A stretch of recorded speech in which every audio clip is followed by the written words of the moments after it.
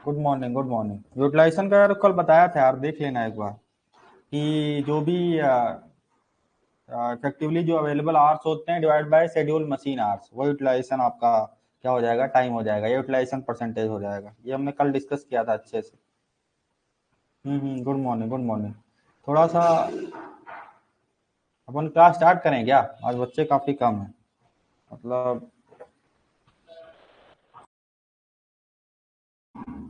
चलिए, वॉइस आ रहा है ना? आवाज क्लियर है? एक बार बताइएगा जरा, आवाज क्लियर है क्या? एक बार थोड़ा कंफर्म करिए कि वॉइस आ रही क्लियर की नहीं, फिर अपन आगे बढ़ते हैं, जहां पे अपन ने एंड किया था उससे आगे बढ़ेंगे। एक बार क्लियर करिए तो। आवाज कंफर्म मतलब क्लियर है कि नहीं, एक बार बताइए जरा। चलिए चलिए, क्लियर है तो फिर अपन आगे की तरफ बढ़ते हैं। क्या देखना था अपन को, देखिए। ऑडिबल, चलिए। तो अपन थे, इस वाले क्वेश्चन को हमने देख लिया था। Uniform end of year payment which can be realize for n years from a single present investment i rate of interest. तो यहाँ पे हमने आर और टी के बीच में कल ये डिराइव किया था, कैसे आती है रिलेशनशिप। आगे बढ़ते हैं अब अगले क्वेश्चन की तरफ। जैसे जैसे जो नया कॉन्सेप्ट आएगा वो आपके साथ डिस्कस करते जाएंगे। तो क्वेश्चन नंबर है 18, इसको पहले आप लोग बनाएंगे, फिर इसके बाद डिस्कस किया जाएगा। क्वेश्चन नंबर 18 क्या बोलता है कि a company takes a loan of 25,000 at 8% interest rate for the extension of mine. एक माइन को एक्सटेंड करने के लिए और एक्सपांड करने के लिए कुछ लोन कंपनी लेती है। To repay the loan additional saving of 2500 per annum. Per annum का मतलब वही एनुअली क्या है, इक्वल इंस्टॉलमेंट्स पे करने होंगे उसको। तो पीरियड टेकन फॉर रिपेमेंट, तो उसको कितना समय लगेगा पूरा रिपेमेंट करने के लिए, जितना उसने लोन लिया था। चलिए बनाइए इस क्वेश्चन को, बनाइए बनाइए बनाइए, क्वेश्चन बनाइए, इसके बाद फिर आगे बढ़ते हैं। बनाइए, बताइए कितना आ रहा है सॉल्व करने पे।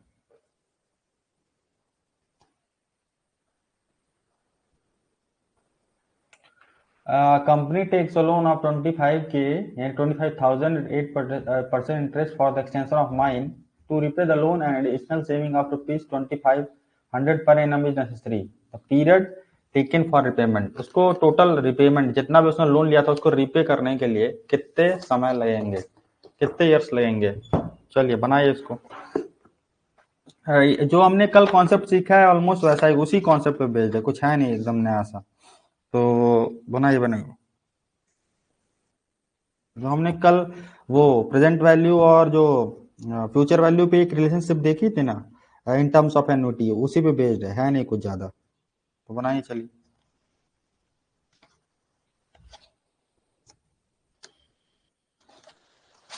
बिल्कुल नया सा है नहीं, कल के फॉर्मूले पे बेस्ड है बेसिकली।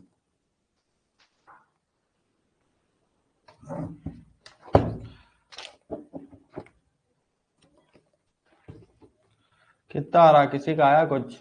कल वाले फॉर्मूले पे ही बेस्ड है ये, ऐसा है नहीं कुछ नया। अच्छा बना रहे हैं आप लोग, चलिए बनाइए बनाइए।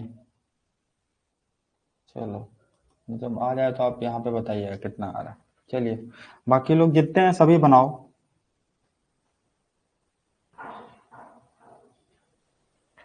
कितना आ रहा है, कुछ आया क्या? कल वाला जो हमने फॉर्मूला बताया था, कल क्या फॉर्मूला बताया था, थोड़ा सा एक बार यहाँ पे फिर से लिखते हैं उस फॉर्मूले को। क्वेश्चन नंबर 17, ये फॉर्मूला था हमारा। P equal to R times, formula हमारा ये था।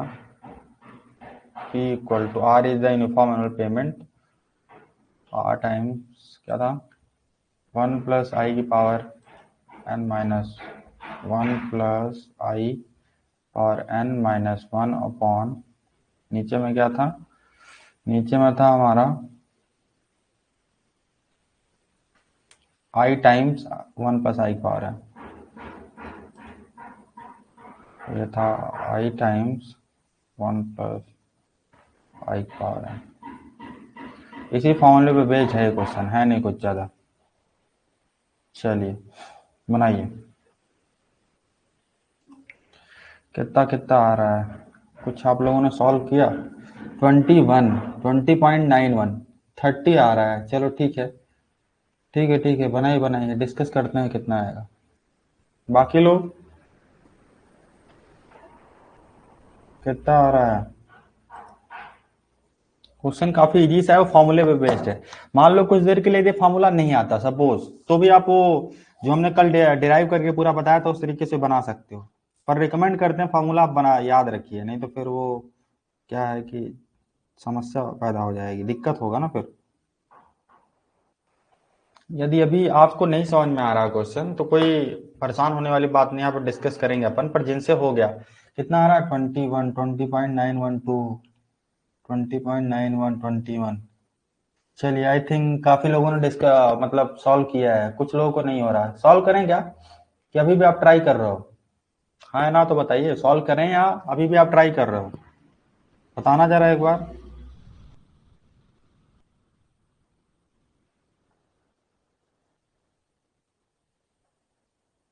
अभी भी आप ट्राई कर रहे हो या सॉल्व करें?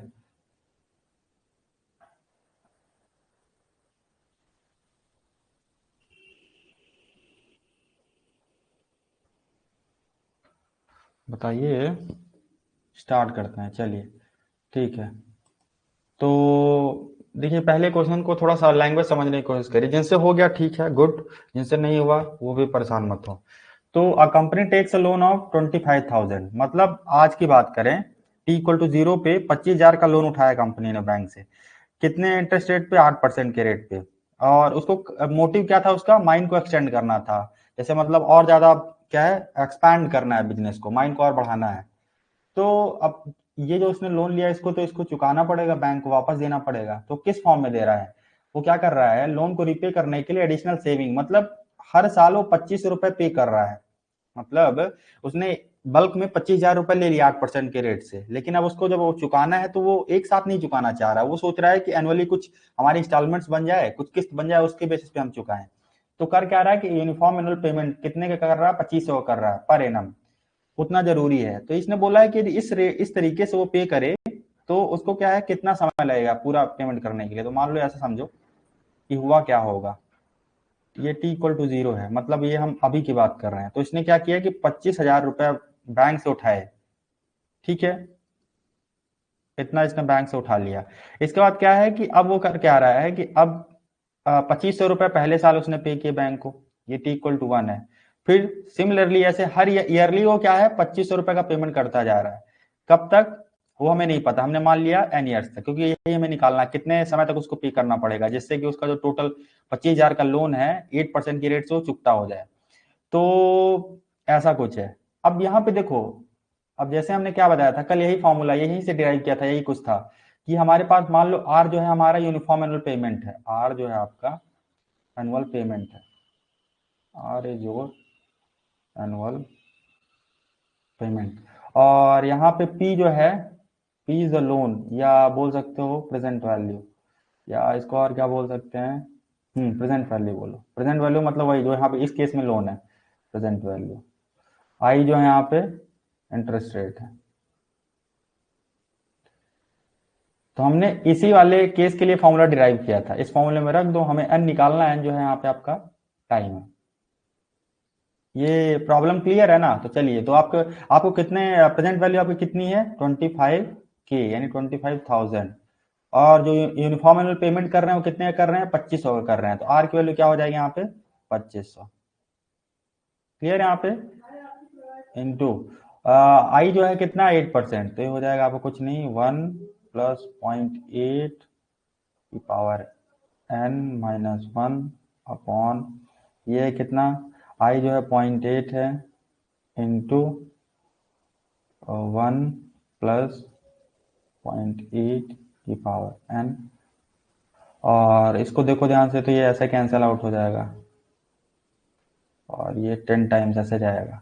तो इसको इधर भेज दें तो कितना हो जाएगा, 10 से मल्टीप्लाई होने पे 8 टाइम्स 1 + 0.8 की power n, that is equal to what, 1 + 0.8 power n-1। इतना क्लियर है? देखिए हमें निकालना क्या है। तो क्या करो, इसको इधर ले जाओ, तो बेसिकली लिखा क्या है, 8-1 हो जाएगा ना। ये तो नेगेटिव कैसे आ रहा है?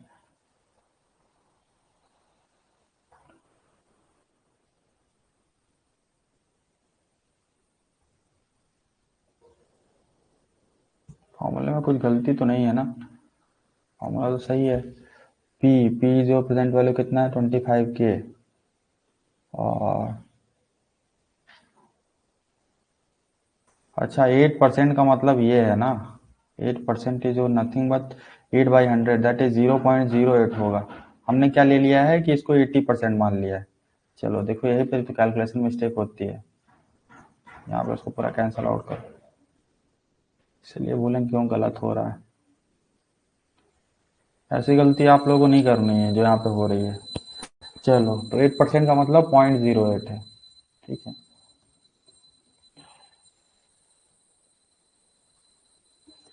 तो यहाँ पे फिर रखो, तो प्रेजेंट वैल्यू आपके पास कितनी, 25,000, जो एनुअल पेमेंट आप कर रहे हो 2500 कर रहे हो, इंटू 1.08 हो जाएगा ये सीधे, की पावर n-1 अपॉन, ये कितना है 0.08 इंटू 1.08 की पावर n। तो ये से कैंसिल आउट, ये 10 टाइम्स हुआ, तो यहाँ पे मल्टीप्लाई करो तो ये 0.8 हो जाएगा एक्चुअली, 0.8 इंटू 1.08 की पावर n इक्वल टू 1.08 की पावर n-1। तो ये आ जाएगा, 1 इधर ले जाओ तो ये +1 हो जाएगा, 1 माइनस 0.8 दैट इज 0.2 इंटू 1.08 की पावर n। यहाँ से बोल सकते हो ये इधर जाएगा तो ये हो जाएगा 1/0.5, कितना हो जाएगा 5, दैट इज इक्वल टू 1.08 की पावर n। इसको फर्दर सॉल्व करने के क्या करते हैं, लॉग लेते हैं दोनों की तरफ, ठीक है। Taking log both side, taking log, general log ना बोथ साइड, तो क्या आ जाएगा log 5 equal to n times log of 1.08। ये तो क्लियर होगा ना, इस सिस्टम में तो कोई दिक्कत नहीं होगी। तो n की वैल्यू आ जाएगी आपकी log 5 अपॉन log 1.08। इसको सॉल्व करिए जरा, कितना आता है, ओके 1 मिनट करते हैं। इसको सॉल्व करने पे आता है, कैलकुलेटर में बनाइए जरा। तो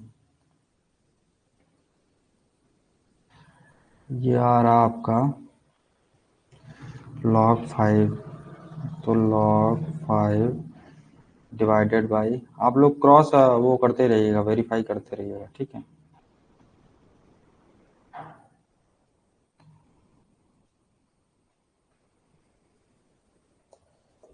तो log 5 की वैल्यू आ रही कितनी 0.6989 डिवाइडेड बाई, और यदि log 1.08 देखें तो 1.08 आता है 0.0334। इसको जब आप सॉल्व करोगे तो 0.6989 divided by 0.0334, that is nothing but 20.92। तो इसको हायर इंटीजर तक क्या करोगे, अप्रॉक्सीमेट करोगे तो 21 years. This is the time the mine owner will take to repay the entire loan, ठीक है।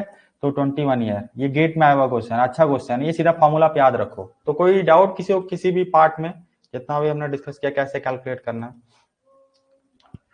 हाँ 8%, हाँ गलती हो गई थी, वो हमने देख लिया, वो हमने 80% मान लिया था। ऐसी सिली मिस्टेक्स होती हैं और सीधे 2 मार्क्स चले जाते हैं।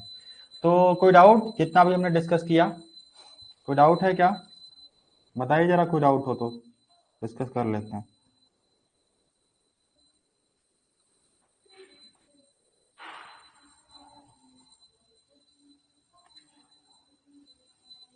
एडिशनल सेविंग्स का मतलब उसको 25 रुपए हर साल पे करने पड़ेंगे, इसका मतलब ये है, और कुछ नहीं।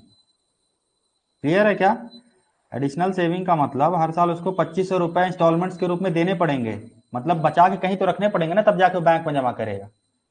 आगे बढ़ा जाए, आगे बढ़ा जाए, बिल्कुल आपकी बात सुनी जाएगी। एग्जाम में क्वेश्चन ऐसा पूछेगा तो कैसे समझेंगे। देखो यहाँ पे ये जो तुमने बोला ये वाला फॉर्मूला, देखो ध्यान से, कंफ्यूज हो तुम लोग, कुछ बच्चे कंफ्यूज हैं। एक बोल रहा है कि ये वाला फॉर्मूला क्यों नहीं लगाया सीधे, future value equal to present value 1 plus I की पावर एन।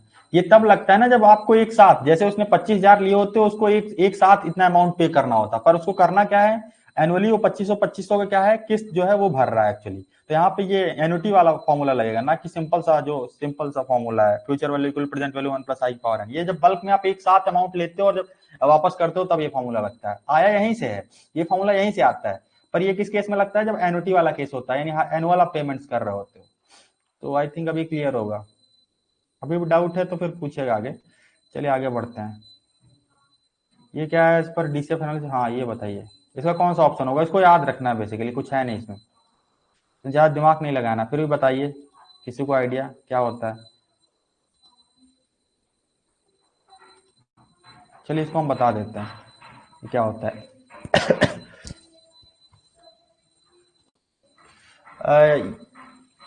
रुकिए 1 मिनट रुकिएगा। डीसीएफ एनालिसिस का मतलब पता है, डिस्काउंटेड कैश फ्लो एनालिसिस बोलते हैं इसको आई थिंक, डीसीएफ एनालिसिस। हाँ डीसीएफ एनालिसिस का मतलब क्या है, डीसीएफ एनालिसिस का मतलब होता है डिस्काउंटेड कैश फ्लो। डीसीएफ का मतलब है discounted cash flow.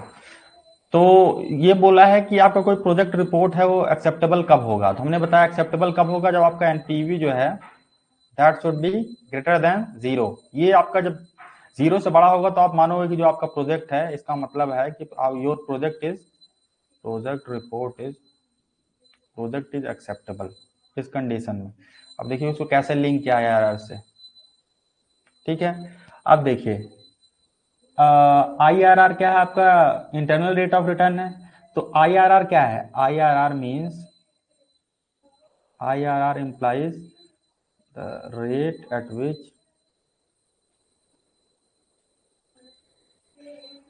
NPV should be equal to 0। ये इतना क्लियर है क्या, ये दो चीजें क्लियर हैं। तो अभी देखते हैं इसका क्या मतलब है।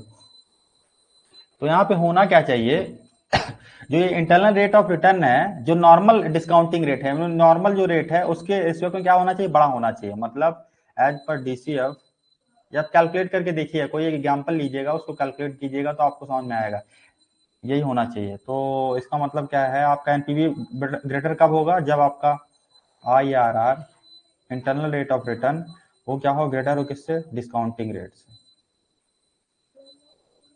ये कोई एग्जांपल लेंगे तो आपको समझ में आ जाएगा। मतलब किसी आप पर्टिकुलर रेट में कैलकुलेट कीजिएगा और उसके इंटरनल रेट पे कैलकुलेट कीजिएगा तो आपको पता चलेगा, जब इंटरनल रेट आपका डिस्काउंटिंग रेट से बड़ा होता है उस केस में आपका जो एनपीवी है वो क्या होता है, नॉन जीरो होता है। अरे मतलब सॉरी, क्या है, ग्रेटर देन 0 होता है। तो मतलब आपका डिस्काउंटिंग रेट हमेशा क्या होना चाहिए, छोटा होना चाहिए आईआरआर से, तभी आपका कोई प्रोजेक्ट रिपोर्ट क्या होगा, एक्सेसिबल होगा। क्लियर है क्या, बस पढ़े हैं तो पता है, इसका लॉजिक नहीं बता पाए, लॉजिक नहीं पता है इसका। तो कैलकुलेट करके देखना वैल्यू, ऐसा ही कुछ आता है। जो हम बता रहे हैं आप समझ नहीं पा रहे हो क्या कहना चाह रहे हैं, आइडिया नहीं है, बस पढ़े हैं तो पता है, मतलब वही दिमाग में बैठा हुआ है ना। चलो नहीं समझ में आ रहा, लॉजिक नहीं समझ में आया, इसका लॉजिक जानना है। देखो इसमें क्या है कि इसने बोल रहा है कि आपका कोई प्रोजेक्ट रिपोर्ट है उसको एक्सेप्टेबल बताना है, ठीक है। एक्सेप्टेबल का मतलब हमने क्या बोला कि आपका एनपीवी जो होना चाहिए that must be greater than 0 होना चाहिए, यदि कोई प्रोजेक्ट एक्सेप्ट हो रहा है, ठीक है। आगे बढ़ते हैं, फिर हमने एक और टर्म जाना आईआरआर क्या होता है, इंटरनल रेट ऑफ रिटर्न का मतलब वो रेट जिसके करस्पॉन्डिंग आपका एनपीवी 0 है। तो आप इसको ये समझिए, क्रिटिकल पॉइंट है, मतलब कि आपका एनपीवी 0 मीन्स जो आपका आई जो है, यहां से जो रेट ऑफ रिटर्न आ रहा है वो क्या है, आपका आईआरआर है, इंटरनल रेट ऑफ रिटर्न। तो आप ये देखिए, यदि डिस्काउंटिंग रेट जो है आईआरआर से छोटा होगा ना, तो उस केस में क्या होगा, आपका जो एनपीवी उस केस में क्या हो जाएगा, 0 से छोटा हो जाएगा। मतलब आईआरआर जब डिस्काउंटिंग रेट से आपका बड़ा होगा उस केस में जो आपकी नेट प्रेजेंट वैल्यू है वो क्या हो जाएगी, ग्रेटर देन 0 हो जाएगी। ये ग्रेटर देन 0 होगी इन केस ऑफ जब आपका डिस्काउंटिंग रेट है, डिस्काउंटिंग रेट दैट जब वो छोटा होगा किससे, आईआरआर से, इंटरनल रेट ऑफ रिटर्न से। ये आप कोई भी पर्टिकुलर केस निकालिएगा, कोई भी केस, जो अभी जितने भी क्वेश्चन आपने एनपीवी के करें उसमें क्या करिएगा कि पहले उसका इंटरनल रेट ऑफ रिटर्न निकालिएगा, उस पर कैलकुलेट करिएगा एनपीवी, और जो आपके पास वो दे रखा है उस पर तो एनपीवी 0 होगा, और जो नॉर्मल डिस्काउंटिंग रेट है उसके करस्पॉन्डिंग क्या होता है ना, जनरली वो क्या जो डिफरेंस होता है आईआरआर जब बड़ा होता है डिस्काउंटिंग रेट से, ओवरऑल आपका एनपीवी क्या होता है, पॉजिटिव होता है। इसलिए बेसिकली हम इसको एक्सेप्टेबल मानते हैं। और यदि लॉजिक नहीं समझ में आ रहा तो आप उसको याद रखिए कि आईआरआर हमेशा बड़ा होना चाहिए, बस डिस्काउंटिंग रेट से, ज्यादा दिमाग नहीं लगाइए। यदि बहुत ज्यादा लॉजिक नहीं समझ में आ रहा क्या है कैसे नहीं समझ पा रहे हो, विजुलाइज नहीं कर पा रहे हो, तो ये आप ये हम तो रिकमेंड करते हैं याद रखो, क्योंकि ये काम आने वाला है। ठीक है, चलो क्वेश्चन नंबर 20 की तरफ बढ़ते हैं। क्लियर है क्या? लॉजिक यदि नहीं समझ में आ पा रहा आपको तो हाँ हाँ चेक कर लेंगे, चेक कर लेंगे, वहां से आइडिया लग जाएगा। ठीक है, ठीक है, तो याद रखिए उसको, चेक नहीं करते बैठेंगे आप दिन भर। ये वाला क्वेश्चन बनाइए, चलिए बनाइए बनाइए क्वेश्चन कितना।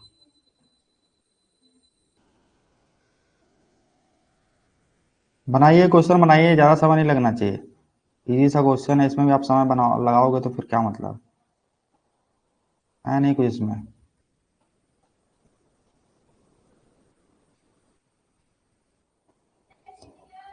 बनाइए बनाइए बनाइए, जल्दी बनाइए, समय तो लगना ही नहीं चाहिए आपको। इसमें क्या है, फॉर्मूला पे बेस्ड क्वेश्चन है, सिंपल सा बिल्कुल। मतलब अभी जो हम लोगों ने एनुटी वाला फॉर्मूला देखा है, हम आपको हिंट दे रहे हैं, वही फॉर्मूला लगाना है बेसिकली। बताइए जरा कितना आ रहा है, किसी का आया कि नहीं, कि आप चुपचाप बैठे हुए हो। कितना आ रहा है? 21,698.65। ठीक है, ऑप्शन डी, ऑप्शन डी। ठीक है, बाकी लोग, बाकी लोग भी तो बनाओ, या फिर सीधे सॉल्व कर दें। फॉर्मूला है, हमने सिंपल सा फॉर्मूला जो बताया एनुटी वाला, अभी वही फॉर्मूले पे बेस्ड क्वेश्चन सही है नहीं इसमें कुछ भी ऐसा नहीं है कि जो आपसे नहीं हो।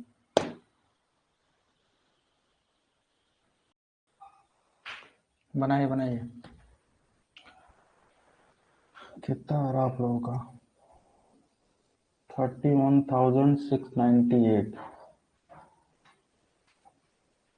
मैक्सिमम लोगों का आ गया आई थिंक, लेकिन कुछ ही बच्चे हैं जो बार बार आंसर देते हैं, कुछ लोग हैं जो नहीं बना रहे। इतना सिंपल फॉर्मूला है फिर भी आप नहीं बना पा रहे हो, फॉर्मूले पर रख के कैलकुलेट नहीं कर पा रहे हो। गेट में आया हुआ क्वेश्चन है, और पूरी उम्मीद है कि ऐसे क्वेश्चन गेट में, क्योंकि क्या है ना, इसमें फॉर्मूला याद रखना जरूरी है। फॉर्मूला भूल गए तो फिर क्वेश्चन क्या है, नहीं होगा। तो बताइए कितना आ रहा है। क्वेश्चन बनाने से ही चीजें क्या होती हैं, कंसोलिडेट होती हैं, टॉपिक्स क्या स्ट्रांग होते हैं। यहाँ पे हम तो डिस्कस कर ही देंगे, हम तो बनाने ही वाले हैं, उसमें तो परेशान होने वाली बात नहीं है। ये कुछ फॉर्मूले हैं जो आपको याद रखने चाहिए। चलिए क्वेश्चन बनाते हैं इसको, टाइम अदरवाइज क्या है फिर, आप लोग समय ज़्यादा ले रहे हो।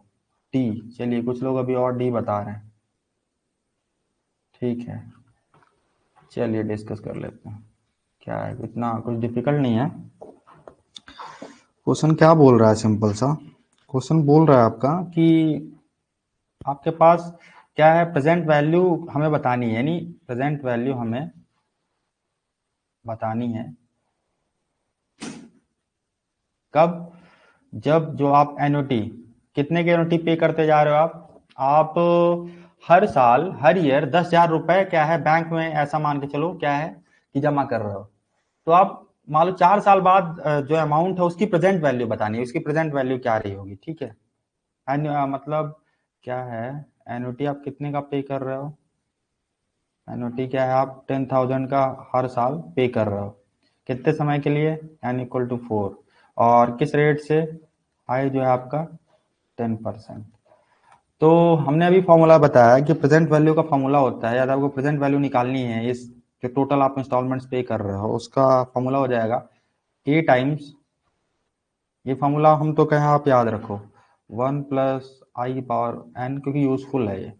कितना डिराइव, कब तक डिराइव करते बैठोगे, i टाइम्स 1+i⁻n। तो इस फॉर्मूले पे आप वैल्यू रखो। चलो, तो आपके पास पी निकालना है आपको, एनओटी कितनी दे रखी है, 10,000 इंटू जो हमारे पास इंटरेस्ट रेट है 10%, मतलब दैट इज 0.1, मतलब ये हो जाएगा कितना, 1.1 की पावर हाउ मच, 4 साल की बात कर रहे हैं, अपॉन 0.1 इंटू 1.1 की पावर 4। तो अब ये कैलकुलेट करना है और कुछ है नहीं, तो यहाँ से हो जाएगा आपका P इक्वल टू 10⁴ है ना, इसको 10⁵ लिख दो आप, 0.1 यहाँ से हटा दो, इंटू 1.1 माइनस 1 अपॉन 1.1 4। तो इसको सॉल्व करते हैं कितना आता है। अभी कैलकुलेटर में आप वैल्यू डाल के देखिए, जो गेट का वर्चुअल कैलकुलेटर होता है, देखिए आप सही आंसर तक पहुंच पा रहे हैं कि नहीं। वो मोबाइल वाले कैलकुलेटर से नहीं करना है, वो थोड़ा सा डिफरेंट होता है जो गेट में आपको मिलेगा वर्चुअल कैलकुलेटर। तो 1.1 की पावर 4 -1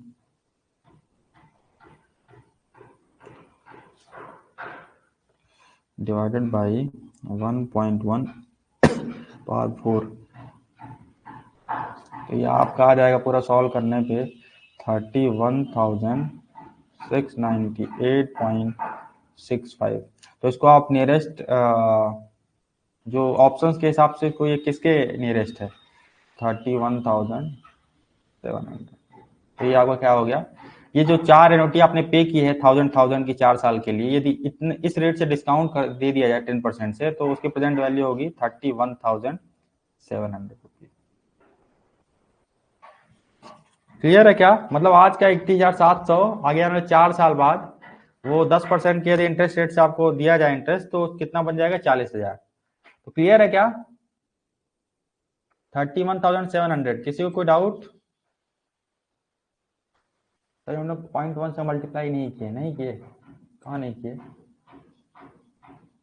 ओहो कहाँ नहीं किए मल्टीप्लाई। 0.1 से इसको हमने डिवाइड कर दिया ना, तो 10⁴ था, यहाँ हमने क्या लिखा है 10⁵ लिखा है। मतलब हर चीज लिखनी पड़ेगी। लो मन नहीं भर रहा आपका, लिखना पड़ेगा क्या उसको। हमने क्या है सिंपली यहाँ से यहाँ लिखा है, तो 0.1 हटा दिया है ना, यहाँ ऊपर ऊपर नीचे 10 से मल्टीप्लाई करके। अब कैलकुलेशन में भी आपको प्रॉब्लम हो रहा है।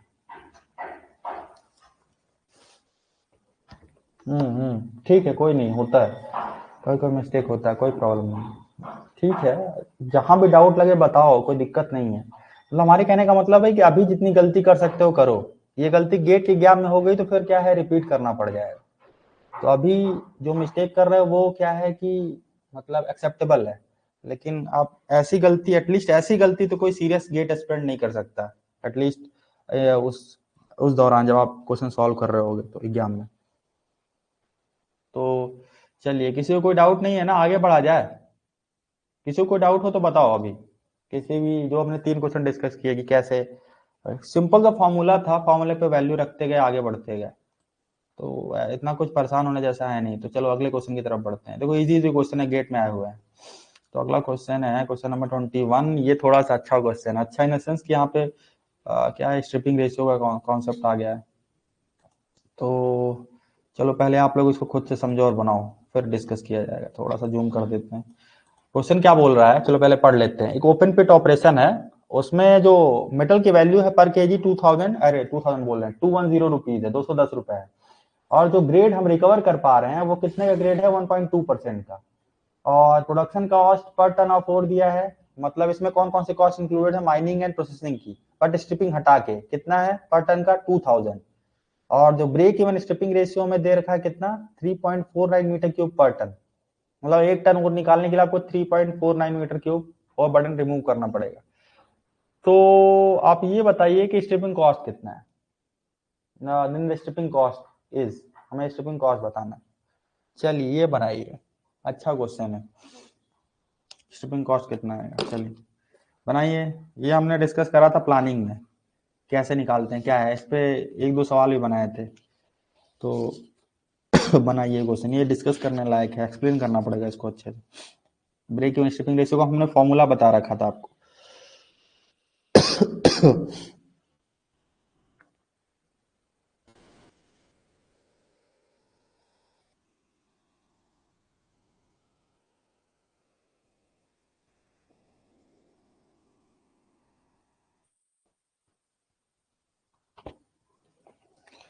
चलिए बनाइए, इसमें क्या है 2 मिनट आप ले सकते हो, थोड़ा सा कॉन्सेप्चुअल क्वेश्चन है। ब्रेक इवन स्ट्रिपिंग रेशियो का फॉर्मूला लगाना है, पर थोड़ा ध्यान से। डिफिकल्ट नहीं है पर इतना इजी भी नहीं है। तो क्वेश्चन समझने में तो दिक्कत नहीं हो रही है आई थिंक। क्वेश्चन समझ में नहीं आ रहा हो तो वही बता दो।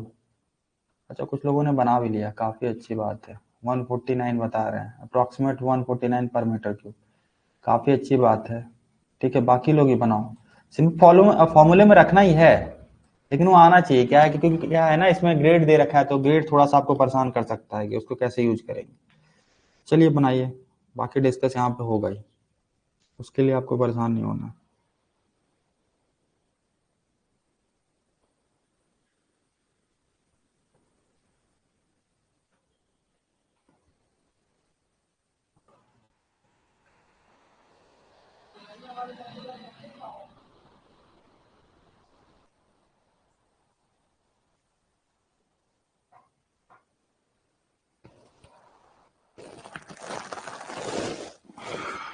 चलिए चलिए, बनाइए बनाइए बनाइए, क्वेश्चन बनाइए। सभी वैल्यूज दे रखी हैं। ब्रेक इवन स्ट्रिपिंग रेशियो का यदि आपको फॉर्मूला पता है, वैल्यू रखिए और स्ट्रिपिंग कॉस्ट निकालिए इन टर्म्स ऑफ पर मीटर क्यूब। इसका मतलब क्या, पर मीटर क्यूब का मतलब 1 मीटर क्यूब ओवरबर्डन को स्ट्रिप करने में, रिमूव करने में आपको डैश डैश रुपीज लग रहे हैं। वो डैश डैश ही निकालना है आपको। कितना आ रहा है, कुछ ही लोग का आया है। 1 2 3 4 5 6 7 8 9, 9 लोगों ने आंसर करा है। 149 कह रहा हूँ। एक माइंड प्लानिंग का क्वेश्चन भेजा हूँ व्हाट्सएप पर, आपको एक्सप्लेन कर दीजिए। क्या भेज दिए हो? अच्छा, तो देखना पड़ेगा ना कैसा क्वेश्चन है। यहाँ पर डिस्कस किया जा सकता है कि या फिर कोई कैलकुलेशन वगैरह क्या प्रॉब्लम हो रहा है। एक मिनट रुकिए, क्या क्वेश्चन भेजा है।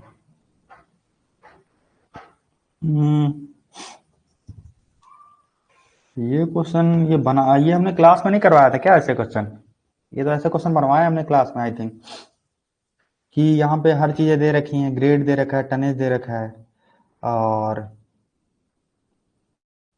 ये तो हमने ऐसा क्वेश्चन क्लास में करवाया है ना, डाइल्यूशन वाला। ये डिस्कस करना पड़ेगा क्या?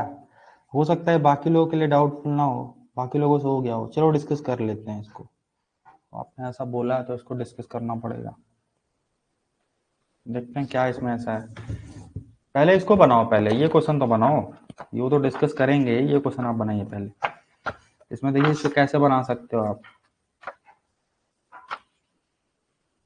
जो आपने क्वेश्चन दिया है तो अच्छा क्वेश्चन, पर आई थिंक डिस्कस करा है हमने क्लास में क्या, ऐसे क्वेश्चंस किए हैं, ये क्वेश्चन नहीं किया पर्टिकुलरली। तो ये क्वेश्चन नहीं किया है तो चलो पहले आप ही लोगों से करवाएंगे, फिर डिस्कस करेंगे।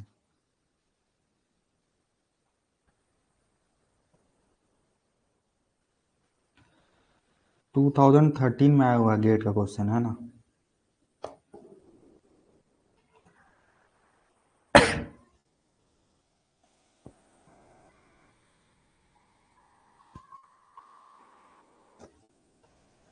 चलो इसको बनाने से पहले क्या है, इसको डिस्कस कर लें। सरफेस माइनिंग BSR निकाले, उससे भी बन जा रहा है इसलिए। चलो स्टार्ट करते हैं। कुछ लोग इसी उम्मीद में रहते हैं, जितना जल्दी आप स्टार्ट कर दीजिए। चलिए, तो क्या बोल रखा है कि जो मेटल की वैल्यू है, मतलब सेलेबल वैल्यू है, मतलब आप जब मेटल को सेल कर रहे हो, मार्केट में ले जा रहे हो, बेच रहे हो, तो पर केजी का आपको 210 रुपये मिल रहा है। और जो ग्रेड है उस मेटल का कितना 1.2% है पर टन। तो यहाँ पे आप लिखते जाइए सेल वैल्यू, जितनी भी इंफॉर्मेशन है वो आप यहाँ पे पहले तो राइट डाउन करो।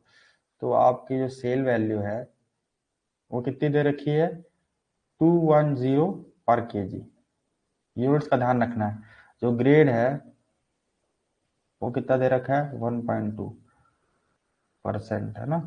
फिर इसके बाद production cost per ton of ore inclusive of mining and processing. तो जो कॉस्ट कंपोनेंट है वो कितना है, वो है पर टन का है ना, यानी 2000 पर टन ऑफ ओर। उसके बाद break even stripping ratio, that is BESR। Break even stripping ratio की वैल्यू दे रखी है हमें 3.49 मीटर क्यूब पर टन। और हमें हमसे पूछा गया है कि आप इसका स्ट्रिपिंग कॉस्ट बता दो। इस प्रॉब्लम की स्ट्रिपिंग कॉस्ट क्या होगी। देखिए, सबसे पहले तो हमें ये जानना पड़ेगा कि BSR होता है क्या, ब्रेक इवन स्ट्रिपिंग रेशियो का मतलब क्या है, क्या फॉर्मूला होता है।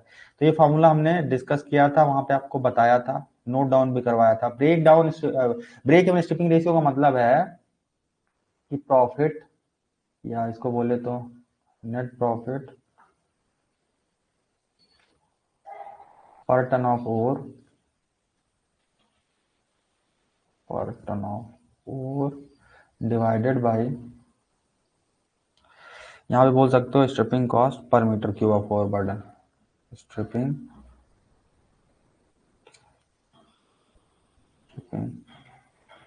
Cost per metre cube, per metre cube of overburden. ये आई थिंक क्लियर है। तो इस फॉर्मूले को थोड़ा सा और तोड़े तो इसको आप क्या लिख सकते हो, नेट प्रॉफिट का मतलब क्या है कि जो आपका रेवेन्यू आपको आया, रेवेन्यू पर ton of ore, per ton of ore minus जो आपका प्रोडक्शन कॉस्ट है, प्रोडक्शन, जो प्रोडक्शन कॉस्ट है पर टन ऑफ ओर, ये डिवाइडेड नहीं है, इसका मतलब समझिए कि पर टन ऑफ ओर की हम बात कर रहे हैं। ये जस्ट लिखने का तरीका है ना कि डिवाइड करने बैठ जाइए। इसके बाद शिपिंग कॉस्ट, यहाँ पे शिपिंग कॉस्ट है, अब सभी वैल्यूज हमें दे रखी हैं, shipping cost per metre cube, ठीक है। और हमें BSR दे कितना रखा है, ब्रेक इवन शिपिंग रेशियो हमें दे रखा है 3.49, 3.49। चलिए अब इसमें क्या है, हमें वैल्यूज रखनी है। तो 3.49 इक्वल टू रेवेन्यू कहाँ से आएगा, जो आप मार्केट में जो मेटल कंटेंट बेचोगे। तो यहाँ पे दे रखा है कि जो 1 kg मेटल को बेचने पे कितना मिला, 210। तो चूंकि यहाँ पे हमने क्या बोला है कि हमें रेवेन्यू निकालना पर टन ऑफ ओर के लिए, तो यदि हम 1 टन की बात करें तो 1 टन में कितने केजी होते हैं, 1000 kg। उस 1000 kg में एक्चुअल मेटल कंटेंट है कितना, ये कैसे पता लगाओगे, इसके लिए दिया है ग्रेड। मतलब उस 1 टन की बात करें उसमें हमें केवल 1.2% ही मेटल कंटेंट है, इसका मतलब उसमें एक्चुअल मेटल कंटेंट कितना है, 1.2%, दैट इज 1.2 डिवाइड बाई 100। तो ये आ गया आपका क्या, इतने केजी आपके पास मेटल है, और चूंकि पर केजी मेटल का प्राइस है कितना, 210, तो ये टोटल आपको इतना रेवेन्यू जनरेट हो जाएगा इतने 1 टन और से, ठीक है। ये क्लियर होगा। माइनस प्रोडक्शन कॉस्ट यहाँ पे पर टन ऑफ ऑलरेडी दे रखा है 2000, तो ये आपका 2000 डिवाइडेड बाई स्ट्रिपिंग कॉस्ट को हमने बोल दिया, यहाँ पे लिख दो, यहाँ पे स्ट्रिपिंग कॉस्ट, स्ट्रिपिंग कॉस्ट। तो इसको कैलकुलेट करने के लिए क्या करेंगे, स्ट्रिपिंग कॉस्ट को उधर ले जाइए। तो स्ट्रिपिंग कॉस्ट इक्वल टू, इसको सॉल्व करो जरा, कितना आएगा, ये 2 0 यहाँ से कैंसल आउट हो गए, और ये कितना बन जाएगा, 12 12 हो गया 2520 माइनस 2000 डिवाइडेड बाई 3.49, तो ये आ जाएगा कितना, 520 अपॉन 3.49। तो इसको थोड़ा डिवाइड कीजिए, कितना आता है सॉल्व करने पे। एक कैलकुलेशन तो करनी पड़ेगी आपको, उससे नहीं बच सकते आप। तो 520 डिवाइडेड बाई 3.49, ये आ रहा 148.99 पर मीटर क्यूब। तो ऑप्शन में कैसे दे रखा है, मतलब क्लोज, तो नेक्स्ट हायर इंटीजर क्या है, 149, 149 पर मीटर क्यूब। तो यहाँ से आप बोल सकते हो जो आपका स्ट्रिपिंग कॉस्ट है, तो स्ट्रिपिंग कॉस्ट की वैल्यू है वो कितनी है, 149 रुपीज पर मीटर क्यूब वो बर्डन रिमूवल के लिए। तो कौन सा ऑप्शन हो जाएगा आपका, ऑप्शन नंबर ए। क्लियर है क्या, क्वेश्चन में किसी तरह का डाउट जो अभी हमने सॉल्व किया है, सॉल्यूशन में कहीं पे भी आप फंस रहे हो, कोई भी पॉइंट समझने में, कोई डाउट है। अच्छा, माइन इकोनॉमिक्स में है, तो यदि है तो फिर उसी समय डिस्कस करेंगे ना। अरे माइन पाने का क्वेश्चन है, माइन इकोनॉमिक्स, किसको बोल रहे हो, इसको बोल रहे हो ये क्वेश्चन को। नहीं नहीं नहीं, ऐसा नहीं बोल सकते, ये इकोनॉमिक्स बेस में लग रही है ना। इकोनॉमिक्स कहाँ पे, break even shipping ratio economics का ही टर्म है बेसिकली। मतलब माइन प्लानिंग और इकोनॉमिक्स में अब क्या है कि बाउंड्री बिल्कुल क्लियर नहीं है ना कि आप बाउंड्री पे खड़े हो तो आप ये बोल सकते हो लेफ्ट साइड माइन इकोनॉमिक्स है, राइट साइड माइन प्लानिंग है। मतलब कुछ कॉन्सेप्ट को आप वो क्या है, वो माइन प्लानिंग में भी यूज होते हैं, माइन इकोनॉमिक्स में भी यूज होते हैं। तो ऐसा क्लियर कट बाउंड्री नहीं इन दोनों के बीच में। तो उसको आप माइन प्लानिंग का भी कॉन्सेप्ट बोल सकते हो, माइन इकोनॉमिक्स का भी बोल सकते हो। सभी सब्जेक्ट्स आपस में क्या है, इंटरकनेक्टेड है ना, पूरी तरीके से डिपेंडेंट नहीं है। तो एक मिनट रुकिएगा जरा।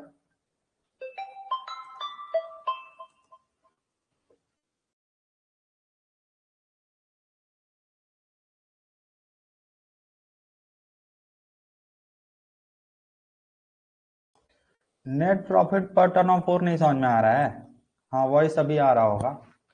देखो नेट प्रॉफिट पर टर्न ऑफ 4 का मतलब क्या है कि प्रॉफिट कैसे आएगा, टोटल रेवेन्यू आपको जितना जनरेट हुआ माइनस जो भी आपका प्रोडक्शन कॉस्ट है, उससे आप उसको इसका डिफरेंस निकाल लोगे, अब क्या आ जाएगा, नेट प्रॉफिट। रुकिएगा एक मिनट। हम्म। हाँ अभी आवाज आ रही है क्या? वो कुछ जरूरी काम था। आवाज आ रही है क्या अभी? अभी वॉइस क्लियर है? हेलो, सुन पा रहे हो आप लोग ना? एम आई ऑडिबल और नॉट, कंफर्म तो करो, तब तो आगे बढ़े। ठीक है चलिए, ठीक है। तो एक बच्चा पूछ रहा था कि इसको स्प्लिट कैसे किया, नेट प्रॉफिट पर टर्न ऑफ 4 को। आप ये बताओ, जब आप माइनिंग कर रहे होगे तो आपको कुछ ना कुछ कॉस्ट लग रहा होगा माइनिंग के टाइम पे, वो प्रोडक्शन कॉस्ट होगा। उस प्रोडक्शन में कई तरीके के कॉस्ट होते हैं, ब्लास्टिंग का, मशीनरी का, ट्रांसपोर्टेशन का, कन्वेयर्स का, कन्वेयर्स में उसको कैसे, डम का, अलग अलग तरीके के कॉस्ट लगते हैं ना। तो टोटल जो रेवेन्यू आपका जनरेट हुआ उसमें जब आप वो कॉस्ट आप हटाओगे, सब्ट्रैक्ट करोगे पर टन ऑफ ओर, तभी तो आपको वो 1 टन ओर के लिए नेट प्रॉफिट होगा। क्योंकि क्या है ना कि रेवेन्यू आपका प्रॉफिट नहीं है, रेवेन्यू क्या है एक्चुअली, आपने मार्केट में बेचा, उससे जितनी वैल्यू आपको मिली, पर इसमें आपको जो कॉस्ट कंपोनेंट है वो सब्ट्रैक्ट करना पड़ेगा, तब जाके आपको नेट प्रॉफिट मिलेगा। तो ऊपर वाले को कैसे स्प्लिट किया, अभी कोई डाउट? अभी क्लियर है ना, बाकी कैलकुलेशन क्लियर है, कैसे निकाला, बाकी मेटल कंटेंट, ये बाकी चीजें कैलकुलेट कैसे करी, ये सब चीजें क्लियर होंगी, ठीक है। स्टार्टिंग से 20 साल को कैसे फाइंड करें, पीएसआर कैसे फाइंड करें? यार ये माइंड प्लानिंग हमने काफी अच्छे से डिस्कस करा है, लेक्चर्स भी देख सकते हो। हमने क्या है कि बीएसआर अच्छे से बताया हुआ है। तो बीएसआर का सिंपल सा फॉर्मूला है कि पर टन ऑफ 4 करस्पॉन्डिंग जो नेट प्रॉफिट है उसको डिवाइड कर देते हैं किससे, स्ट्रिपिंग कॉस्ट से, ठीक है। तो ये सिंपल सा फॉर्मूला है, फॉर्मूला हम तो कहें इसको, आप कहीं लिख लो, जहां पे नोट्स वगैरह बनाते हो, प्लानिंग में भी लिख लो, इकोनॉमिक्स में भी लिख लो, बार बार देखोगे तो याद रहेगा ये, क्योंकि ये क्या है, इंपॉर्टेंट है। आपको वहां भी देखने को मिलेगा, इकोनॉमिक्स में भी इंपॉर्टेंट, वेरी इंपॉर्टेंट। तो बेसिकली यहाँ से ये आता है, तो चाहो तो आप इसको याद करो, एक ही चीज है, दोनों फॉर्मूले एक ही चीज है, कोई अंतर नहीं है, हमने इसको थोड़ा और स्प्लिट कर दिया है, ठीक है। तो ये फॉर्मूला आप याद रखिए, इंपॉर्टेंट है, ठीक है। चलो क्लियर है, आगे बढ़ते हैं फिर, अभी डाउट नहीं होना चाहिए, उम्मीद करते हैं नहीं होगा, अदरवाइज आप, अब एक क्वेश्चन है वो डिस्कस कर लेते हैं, बच्चे ने पूछा हुआ है। वो क्वेश्चन क्या है, आई थिंक वो प्लानिंग में आ जाएगा, जब प्लानिंग अपन पढ़ेंगे ना वो क्वेश्चन है, रुको एक बार देख लें क्या वो क्वेश्चन है क्या, जब अपन जियो स्टैटिस्टिक्स पढ़ते हैं शायद वो क्वेश्चन है, पता नहीं है कि नहीं, देखना पड़ेगा। जियो स्टैट्स में नहीं है क्या, डिस्कस ही कर लें क्या उसको। देखो एक क्वेश्चन पूछा हुआ है एक बच्चे ने, उसको डिस्कस करना हमें लगता है इंपॉर्टेंट है, अच्छा क्वेश्चन है, गेट का क्वेश्चन है वो। चलिए, तो यहाँ पे पहले क्वेश्चन हम क्या है, यहाँ पे आपको बताते हैं, कुछ बच्चों से हो जाएगा ना वो, तो देखो क्या, या नहीं हो रहा होगा तो डिस्कस करने लायक है, सभी के लिए वो यूजफुल हो जाएगा, बेनिफिशियल सभी के लिए होगा। तो एक आपको ये गेट का क्वेश्चन है, रुकिए एक मिनट, काफी डिस्टर्ब हो गया है, रुकिएगा।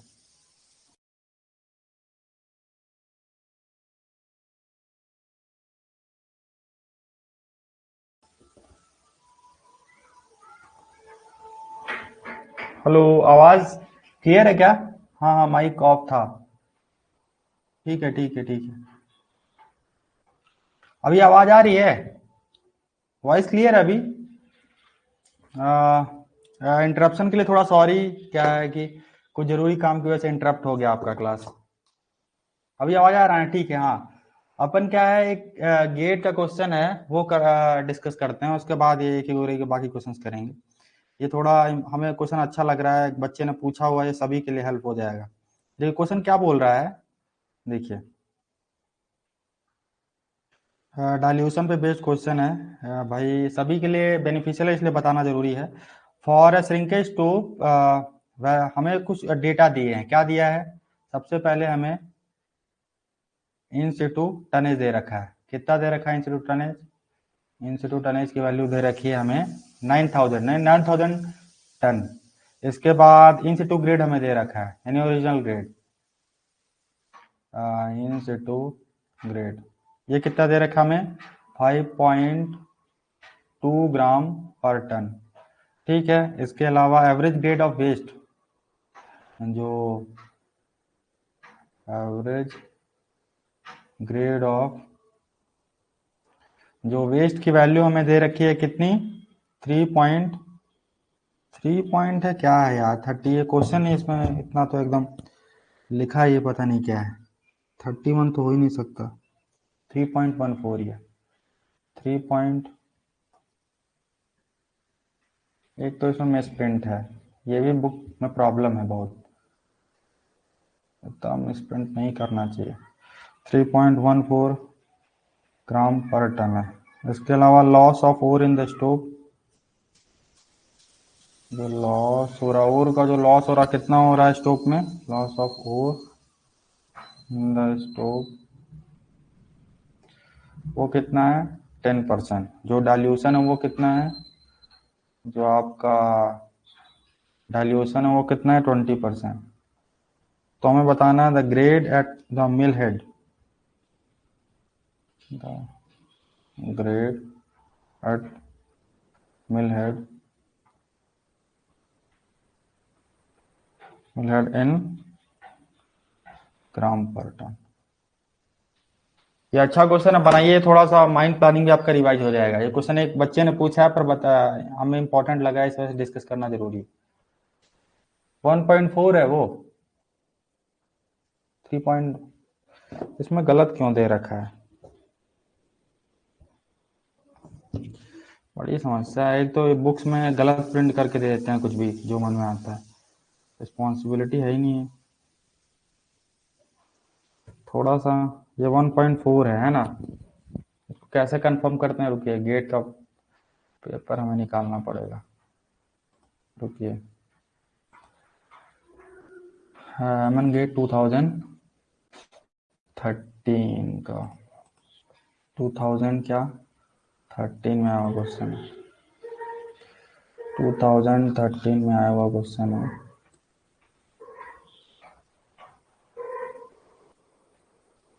ये 1.4 है, ठीक है ठीक है, 1.4 है। चलिए, थैंक यू बताने के लिए, नहीं यहाँ भी एक और गलती होती। चलिए, तो ये आपका 1.4। चलिए बनाइए क्वेश्चन, कितना आएगा, जो आप मिल हेड में जो आप ग्रेड भेजोगे उसकी वैल्यू कितनी आएगी, बनाइए इसको, फिर इसको डिस्कस करते हैं। क्वेश्चन इजी है पर ठीक है, चलिए बनाइए। चलिए क्वेश्चन को बनाइए, आपका प्लानिंग भी थोड़ा बहुत क्या है कि इससे रिवाइज हो जाएगा।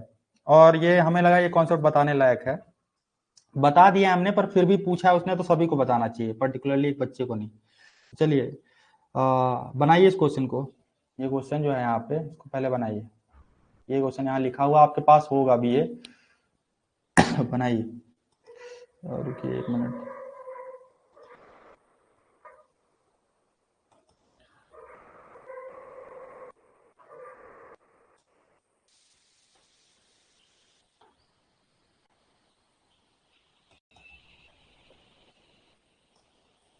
चलिए बनाइए क्वेश्चन, बनाइए, कितना आएगा ये,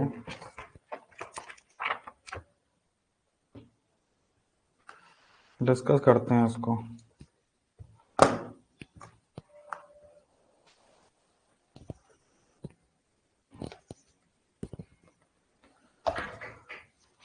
बनाइए बनाइए बनाइए, कितना आ रहा है इसमें, क्या आई थिंक सॉल्यूशन में गलत दे रखा है क्या, ट्राई कर रहे हो कि नहीं आप, बनाओ क्वेश्चन, बनाइए क्वेश्चन बनाइए, ये क्वेश्चन अच्छा क्वेश्चन है, कैसे करोगे बनाओ। ये आई थिंक गेट में आया हुआ क्वेश्चन है और इसमें सॉल्यूशन भी गलत दे रखा है बुक में, लग रहा है जो है ये PYQ की बुक है इसमें जहां तक हमें पता है गलत ही दे रखा है। बनाइए बनाइए।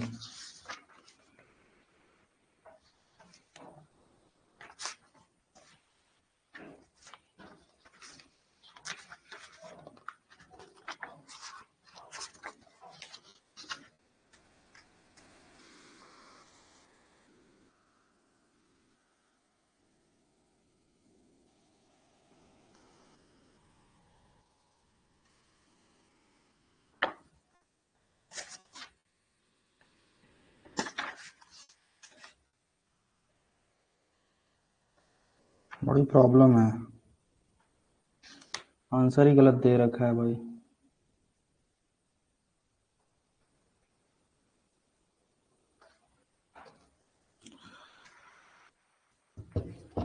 बनाइए इसको। आई थिंक ये इसमें आंसर गलत दे रखा है, इसको सॉल्व करके देखना पड़ेगा। आप लोग इसको एज अ होमवर्क लीजिए, इसको कल डिस्कस करेंगे, क्योंकि क्या है ना, जहां जहां देख रहे हैं आंसर गलत दिया है गेट के आंसर की में जो है, इसको बना के आना आपको, इसको कल अच्छे से डिस्कस करेंगे। क्या है कि जितने भी ये जो PYQ में सोल्यूशन है कि गोरे में सोल्यूशन हर जगह गलत दे रखा है। ठीक है, किसी ने बनाने की कोशिश करी क्या इसको? कोई रिस्पॉन्स नहीं दे रहा है क्या? आवाज नहीं आ रही क्या आपके पास? रिस्पॉन्स तो करिए। किसी ने बनाया या फिर कल डिस्कस करें इसको ज़्यादा अच्छे से? अच्छा, बना ही रहे हो। तो क्या है, आंसर आने इसमें जो जितने जहां भी आंसर दे रखा है गलत दे रखा है। वो गेट के आंसर की अकॉर्डिंग आंसर वो इसमें 4.57 दे रखा है, दैट इज इनकरेक्ट आंसर। हाँ हाँ, माइनिंग एंड के PYQ में भी रॉन्ग है कि गोरे में भी रॉन्ग है। तो कल करते हैं, कल करते हैं। अभी हमें खुद सॉल्व करना पड़ेगा। ठीक है, आपका आंसर क्लोज आ रहा है। ये हमने भी बनाया था गेट प्रिपरेशन के टाइम पे, तो जहां जहां देखा था हर जगह गलत दिया। हाँ, आई थिंक आपकी रेंज में आ रहा है आंसर आपका। ऐसे कुछ दिया 4.5 से 4.51, और इन लोगों ने सॉल्व किया है PYQ में, और एक गोरे में गलत दे रखा है। कुछ कॉन्सेप्चुअल मिस्टेक होगी, कल डिस्कस करते हैं इसको, तो हमें खुद बनाना पड़ेगा इसको एक बार। ठीक है, तो टाइम आपका प्लीज है, इसको याद दिलाइए, इसको कल डिस्कस करना है टुमारो। जिनसे नहीं हो रहा है, जिसका डाउट है, ठीक है, इसको टुमारो डिस्कस करेंगे। ये आप एज अ होमवर्क क्वेश्चन ले लीजिए, इसको बना के आइएगा। चलिए, अपन कहाँ थे? अपन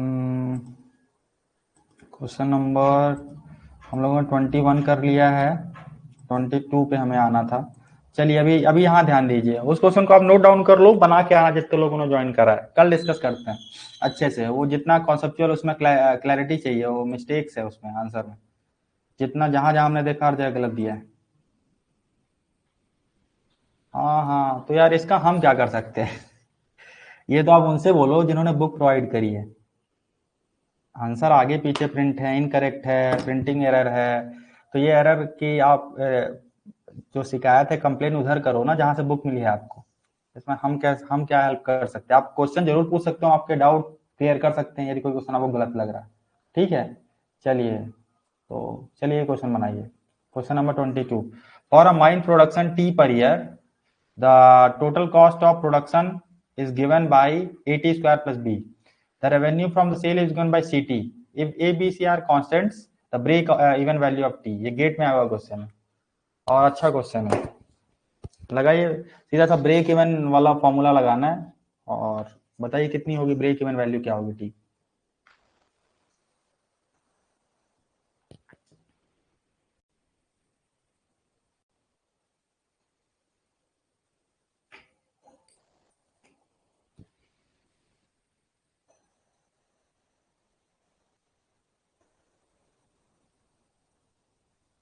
ये ऑप्शन देख के डर नहीं लगना चाहिए, क्योंकि ऑप्शन इसलिए है ना, क्वाड्रेटिक इक्वेशन बनेगी एक, वो क्वाड्रेटिक का सॉल्यूशन लिख रखा है यहाँ पे, तो घबरा नहीं जाना है कि क्या दे रखा है इतना बड़ा बड़ा एक्सप्रेशन। बनाइए पहले।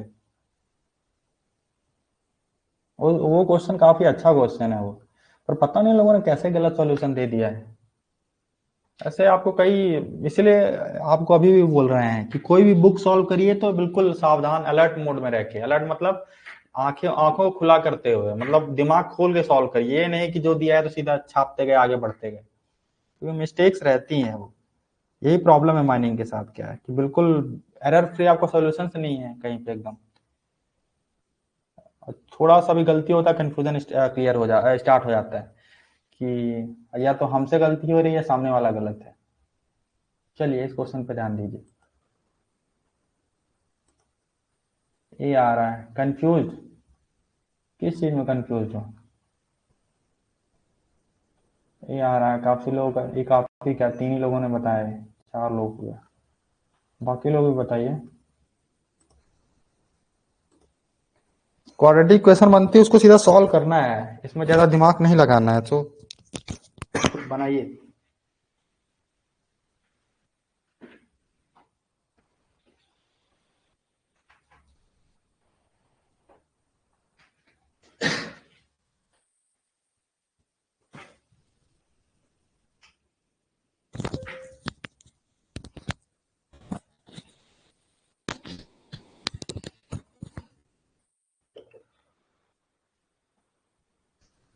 हुआ कि नहीं हुआ? माइनिंग स्टूडेंट को जॉब एंड को बहुत धोखा देते हैं। पढ़ाई पे ध्यान दीजिए, क्वेश्चन बनाइए, अननेसेसरी चीजें नहीं। इस क्वेश्चन में डाउट है, चलो डाउट है तो क्लियर करते हैं। डाउट है तो ये आ रहा है, चलो देखो क्वेश्चन कितना इजी है, पर पता नहीं आप कहाँ फंस रहे हो। देखिए चलिए डिस्कस करते हैं। क्या बोल रहा है क्वेश्चन कि एक माइन है जिसमें टी टी कोई भी जनरल अमाउंट है, वो क्या है प्रोडक्ट प्रोड्यूस हो रहा है पर ईयर। मतलब आपका जो प्रोडक्शन है वो कितना दे रखा है, प्रोडक्शन जो है, प्रोडक्शन जो है वो कितना है, T T is any general amount per year, T per year. I बोला कि टोटल कॉस्ट जो है प्रोडक्शन का is given by total cost, that is also known as TC. Total cost जो है वो कितना है, इसमें दोनों है, फिक्स प्लस वेरिएबल दोनों कंपोनेंट इसमें दिए हैं, इसलिए इसने अलग अलग तोड़ के नहीं बताया। And the revenue from the sale, जो उसको मार्केट में बेचने पे जो रेवेन्यू आपका जनरेट हो रहा है उसकी अमाउंट यहाँ पे दे रखी है सी टी। तो क्वेश्चन में बोला है कि break even value of T, तो हमने आपको ऑलरेडी बता रखा है, जितनी बार क्वेश्चन आएगा उतनी बार आपको इन्फॉर्म करते रहेंगे। For break even value, for for break even value of T, जो आपको क्या करना है, नेट प्रॉफिट क्या करना है, इसको करना है 0 का। नेट प्रॉफिट का मतलब जो आपका रेवेन्यू है माइनस जो आपका कॉस्ट जो आप बियर कर रहे हो, that must be equal to 0। Revenue कितना है आपका सीटी, तो सीटी माइनस जो आपका कॉस्ट कितना है a T square plus b equal to 0। इसको थोड़ा और सिंप्लीफाई करें तो क्या लिखेंगे आप, a T square plus a T square minus से मल्टीप्लाई बेसिकली हम कर रहे हैं, थोड़ा सा इसको क्वाड्रेटिक फॉर्म में कन्वर्ट करने, a T square minus c T, ठीक है, इक्वल टू 0। अब ये देखिए आप, अब आपको ये भी बताना पड़ेगा for a x square plus b x plus c equal to 0, कोई आपके पास क्वाड्रेटिक इक्वेशन है ऐसी where a is non zero, तो इसका सॉल्यूशन आप कैसे लिखते हो फॉर किसी क्वाड्रेटिक इक्वेशंस के लिए in terms of a square plus b x plus c equal to 0। इसका जो सॉल्यूशन है वो क्या होता है, x equal to using Sridharacharya rule minus b, इसको क्वाड्रेटिक फॉर्मूला ही बोलते हैं, minus b plus minus root of B square minus 4ac divide by 2a। यदि इसके रूट एग्जिस्ट कर रहा हूं, मतलब आपका ये जो है ये क्वांटिटी नॉन निगेटिव होनी चाहिए, तो ये आपको बताना जरूरी था। सिमिलरली अब यहाँ पे टी निकालना है, टी मतलब इसका रूट बताना है कितना होगा। तो इसका रूट बताने का मतलब क्या है, देखिए इसके 2 रूट्स है ना, माइनस बी प्लस माइनस, तो पहले सिंप्लीफाई करते हैं, इस फॉर्मूले को यहाँ पे लगाते हैं, तो टी की वैल्यू यहाँ पे आ जाएगी माइनस का बी, दैट इज बी यहाँ पे माइनस सी है, तो ये हो जाएगा minus of minus C plus minus root of B square, B square means minus C का whole square, minus 4 into what is A simply A and what is C, it is B upon 2a, तो that is equal to C plus minus root of ये कितना हो जाएगा, सी square minus 4ab upon 2 है, that is T. इतना clear है।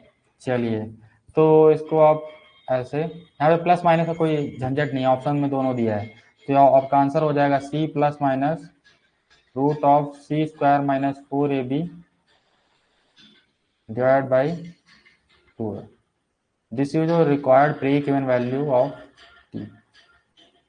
ये कौन सा ऑप्शन में है, ऑप्शन नंबर, देखो ये तो हो नहीं सकता, ये तो हटाओ, इसका कोई मतलब नहीं, ये माइनस सी भी नहीं हो सकता। C plus minus root of c square minus 4ab upon 2a, ये ऑप्शन इज करेक्ट। देखो इसमें क्या गलत है, c plus minus root of, ये भी तो सही है, इसमें क्या दिक्कत है, ये भी तो ऑप्शन सही है जी। C plus minus root of, दोनों ऑप्शन तो सिमिलर है, कोई अंतर ही नहीं है, एंटायर डिवाइड बाई 2 है, ए और डी दोनों ही सही है, ये भी सही है आपका। यदि ध्यान से देखो तो c plus minus root of c square minus 4ab upon 2 है, कोई अंतर ही नहीं है, तो इसको दो आंसर्स हो गए, दोनों सेम ही है, अब कुछ प्रिंटिंग एरर हो गया होगा। ठीक है, तो क्लियर है क्या, कोई डाउट जो भी हमने डिस्कस करा? हाँ सेम ही है दोनों, सेम ही है दोनों। अब देखो कुछ और बना ही नहीं सका, ऑप्शन ए एंड डी, हाँ ऑप्शन ए एंड डी दोनों से।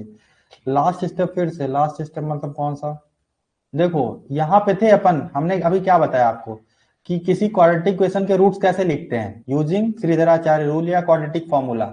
यदि आपके पास कोई क्वाड्रेटिक इक्वेशन दी है, x square plus b x plus c equal to 0 where the coefficient of x square is non zero, तो एक्स का सोल्यूशन क्या हो जाता है, minus b plus minus root of B square minus 4ac upon 2a। अब ये मत बोलना कि ये कहाँ से आता है, ये भी यहाँ बताया जा सकता है, इसको थोड़ा सा आप वो करोगे, मैनिपुलेट करोगे तो ये यहाँ पे पहुंच जाओगे आप। इसको फैक्टराइज करते हैं, थोड़ा सा चेंज करते हैं, तो उस पर मत जाओ, ये सीधा सॉल्यूशन याद रखो। वो आप 9th 10th में सीखते हैं जब क्वाड्रेटिक आप इक्वेशन पढ़ते हैं, क्वाड्रेटिक पॉलिनोमियल्स वगैरह। तो यहाँ पे ध्यान से देखिए, तो ये कुछ ऐसा ही है, यहाँ पे यदि इसको इससे कंपेयर करें, तो यहाँ पे इन दोनों कंपेयर करेंगे, तो यहाँ पे इसको यहाँ पे कंपेयर कीजिए, तो जो आपका ए है, यहाँ पे जो ए है वो यहाँ पे भी ए है, जो यहाँ पे बी है वो किसके बराबर है, माइनस सी के बराबर, और यहाँ पे जो सी है वो किसके बराबर, बी के बराबर। तो यही पे, हाँ यहाँ हमने यही जो है यहाँ पे इस फॉर्मूले में रख दिया, तो ये हमें फाइनल आंसर मिल गया। ठीक है, क्लियर है क्या, ये फॉर्मूला पता होना जरूरी था इस क्वेश्चन के लिए, अदरवाइज फिर दिक्कत हो जाती, नहीं होता फिर। तो आई थिंक अभी क्लियर है। ए डी 1920 के भी फर्क नहीं है।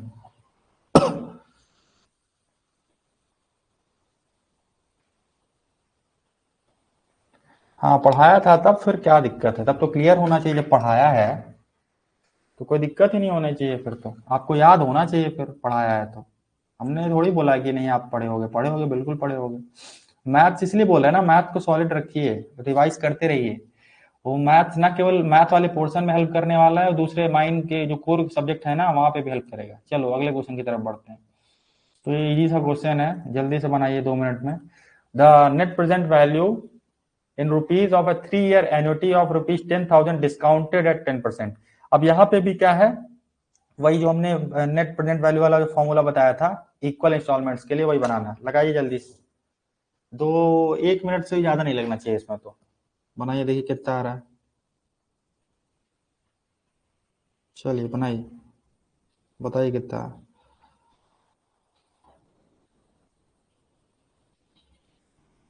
बनाइए बनाइए बनाइए, आ भी यार कुछ लोग 24,868। सी ऑप्शन, सी ऑप्शन ठीक है, सी ऑप्शन क्या है, सी ऑप्शन में 10 PV of in rupees of 3 year। चलिए 1 2 मिनट और ले लीजिए, बाकी लोग भी सब बनाओ, जितने लोग हो सभी बनाओ, प्रैक्टिस करने से कोई नुकसान है क्या आपका, नुकसान तो है नहीं, तो बनाइए। फॉर्मूला जितनी बार देखो, फॉर्मूला जितनी बार लिखोगे ना, एक तो होता है कि याद करो बैठो अलग से लेके फॉर्मूला, लेकिन जितना ज्यादा क्वेश्चन लगा लो उससे क्या है कि दिमाग में बैठ जाएगा फॉर्मूला। तो देखिए, बैठाइए दिमाग में, बताइए, फिर अपन डिस्कस करते हैं।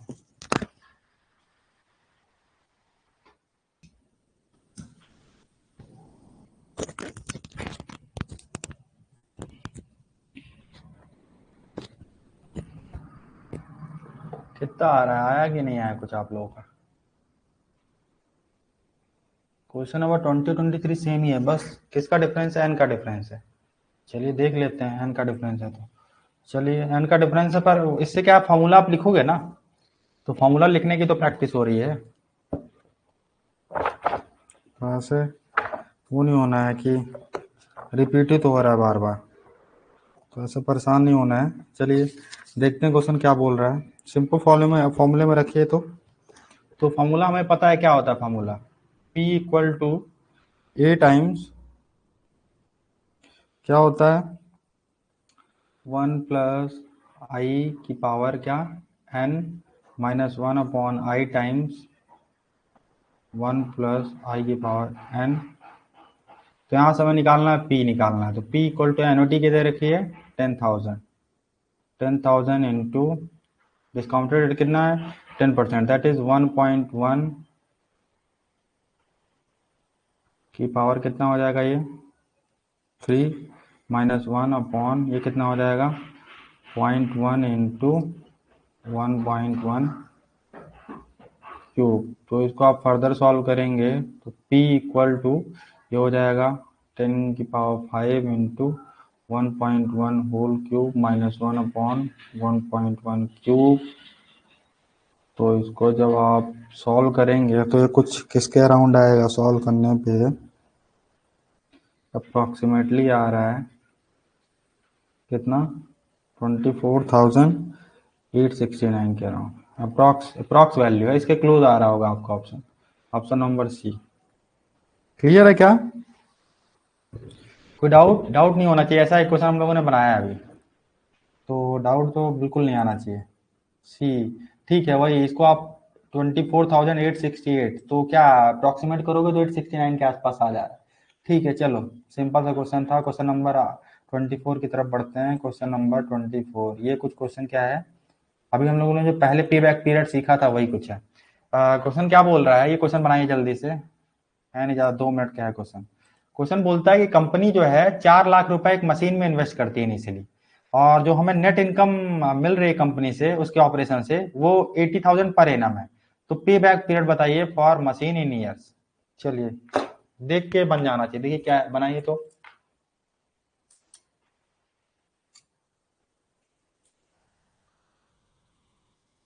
कितना 5 आ रहा है, हाँ सिंपल सा फॉर्मूला था। देखो ये तुरंत बताया सभी ने, कितना इजी था। देखो इसमें इसको सिंपल सा डिस्कस करते हैं, कुछ है नहीं इसमें। देखो इसमें समय देने से क्या है कि कोई मतलब नहीं है। देखो क्वेश्चन क्या बोल रहा है कि हमने क्या किया, 4 लाख का इन्वेस्टमेंट किया। देखो तो इसका सॉल्यूशन कैसे हो जाएगा कि आपका जो इन्वेस्टमेंट है वो कितने का है, जो आपकी इन्वेस्टमेंट वैल्यू है वो है 4 लाख रुपीज की, और जो आपको एनुअल इनकम आ रही है आपको कितनी है, एनुअल इनकम वो कितनी है आपकी 80,000।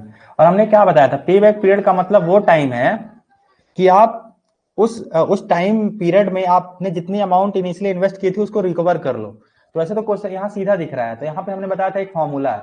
तो फॉर्मूला कब लगता है, जब आपका जो एनुअल इंस्टॉलमेंट है वो क्या होना चाहिए, यूनिफॉर्म। तो चूंकि यूनिफॉर्म है तो यहाँ पे आपका जो पे बैक पीरियड है, पे back period that is nothing but, simply आप वो फॉर्मूला अप्लाई कीजिए, जो आपका इनिशियल इन्वेस्टमेंट है, initial investment investment divided by जो भी आपका क्या है एनुअल इनकम, एनुअल इनकम। तो इन्वेस्टमेंट कितना है 4 लाख, 4 इंटू 10 पावर 5, और जो आपका एनुअल इनकम कितने आ रही है 80 इंटू, ठीक है। तो ये ऐसे कैंसल आउट होगा, तो ये 2 हो जाएगा, मतलब 400/80 दैट इज कितना 5 ईयर। कौन सा ऑप्शन है, ऑप्शन नंबर ए। क्लियर है क्या, क्लियर है, कोई डाउट नहीं होना चाहिए आई थिंक। हमने ये सबसे पहले डिस्कस किया था माइंड इकोनॉमी जब स्टार्ट करा था। किसी को डाउट, आगे बढ़े। इस क्वेश्चन में आई थिंक होना नहीं चाहिए, बिल्कुल इजी इजी क्वेश्चन चल रहे हैं अभी, बिल्कुल रफ मोमेंटम बनाए रखिए, अभी कोई डाउट आना नहीं चाहिए क्योंकि बहुत इजी क्वेश्चन अपन डिस्कस कर रहे हैं। आगे बढ़ा जाए, प्रोसीड करें या किसी को कोई डाउट इस क्वेश्चन में? चलो कोई डाउट नहीं, तो ये वाला क्वेश्चन भी हो गया। 5 ईयर सिंपल पेबैक पीरियड निकालना था, कुछ था नहीं क्वेश्चन में। आगे देखिए अगला क्वेश्चन क्या है। चलो ये थोड़ा सा कुछ है क्वेश्चन, मतलब डिस्कस करने लायक है, इसमें टाइम लगेगा। चलिए देखिए कितने लोगों को समझ में आता है क्वेश्चन। नॉमिनल प्रॉफिट का मतलब क्या होता है, कैसे निकालोगे आप। चलिए ये क्वेश्चन बनाइए थोड़ा सा और इसको, चलो बनाओ। एक ओपन कास्ट माइन है जिसको ओवरबर्डन के 16 ब्लॉक्स क्या है निकालने पड़ेंगे, जो कि हर ब्लॉक का जो टनेज है 3000 टन है। क्या करने के लिए, यदि आपको जो 4 ब्लॉक चाहिए कोल के 2000 टन के, जो माइनिंग कॉस्ट है बोथ ओवरबर्डन एंड कोल का 50 रुपीज पर टन है, ट्रांसपोर्टेशन ओवरबर्डन का कॉस्ट है 50 रुपीज पर ton, and coal transportation cost जो है सेलिंग पॉइंट तक वो 75 रुपीज पर टन है। और कोल का प्राइस क्या है पर टन 800 रुपीज, और जो रॉयल्टी एंड टैक्स जो है स्टेट को जा रहा है वो 50 पर टन है। तो actually nominal profit, nominal profit मतलब जो प्रॉफिट आपको सिंपली दिख रहा है यहाँ पे। चलिए बनाइए क्या होगा। ऐसा ही क्वेश्चन इस बार आया था, वो इन्फ्लेशन रेट वगैरह भी उसमें इंक्लूड कर रखा था उसने, नॉमिनल रेट इन्फ्लेशन रेट बहुत सारी चीजें थी। तो वो इकोनॉमिक्स में डिस्कस करेंगे सर, आज आपको पढ़ाए होंगे, यहाँ पे उसको डिस्कस करने की जरूरत नहीं है। चलिए बनाइए।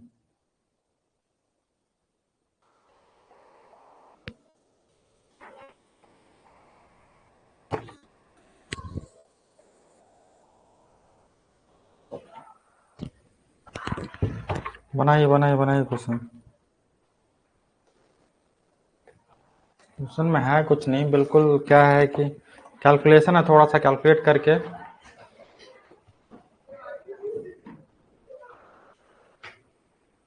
किसी ने सॉल्व करने की कोशिश करी है या सभी थक हार के बैठ गए हैं?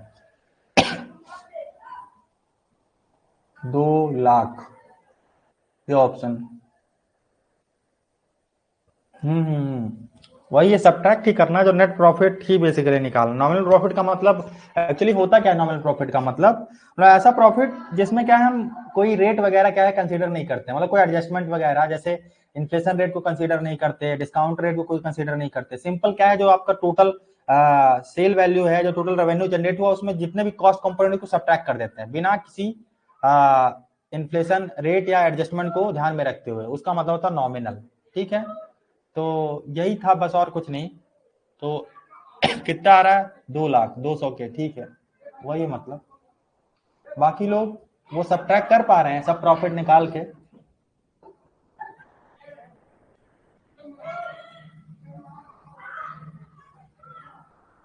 बाकी 1 मिनट और ले लीजिए, कुछ लोग और लगा रहे हैं क्या?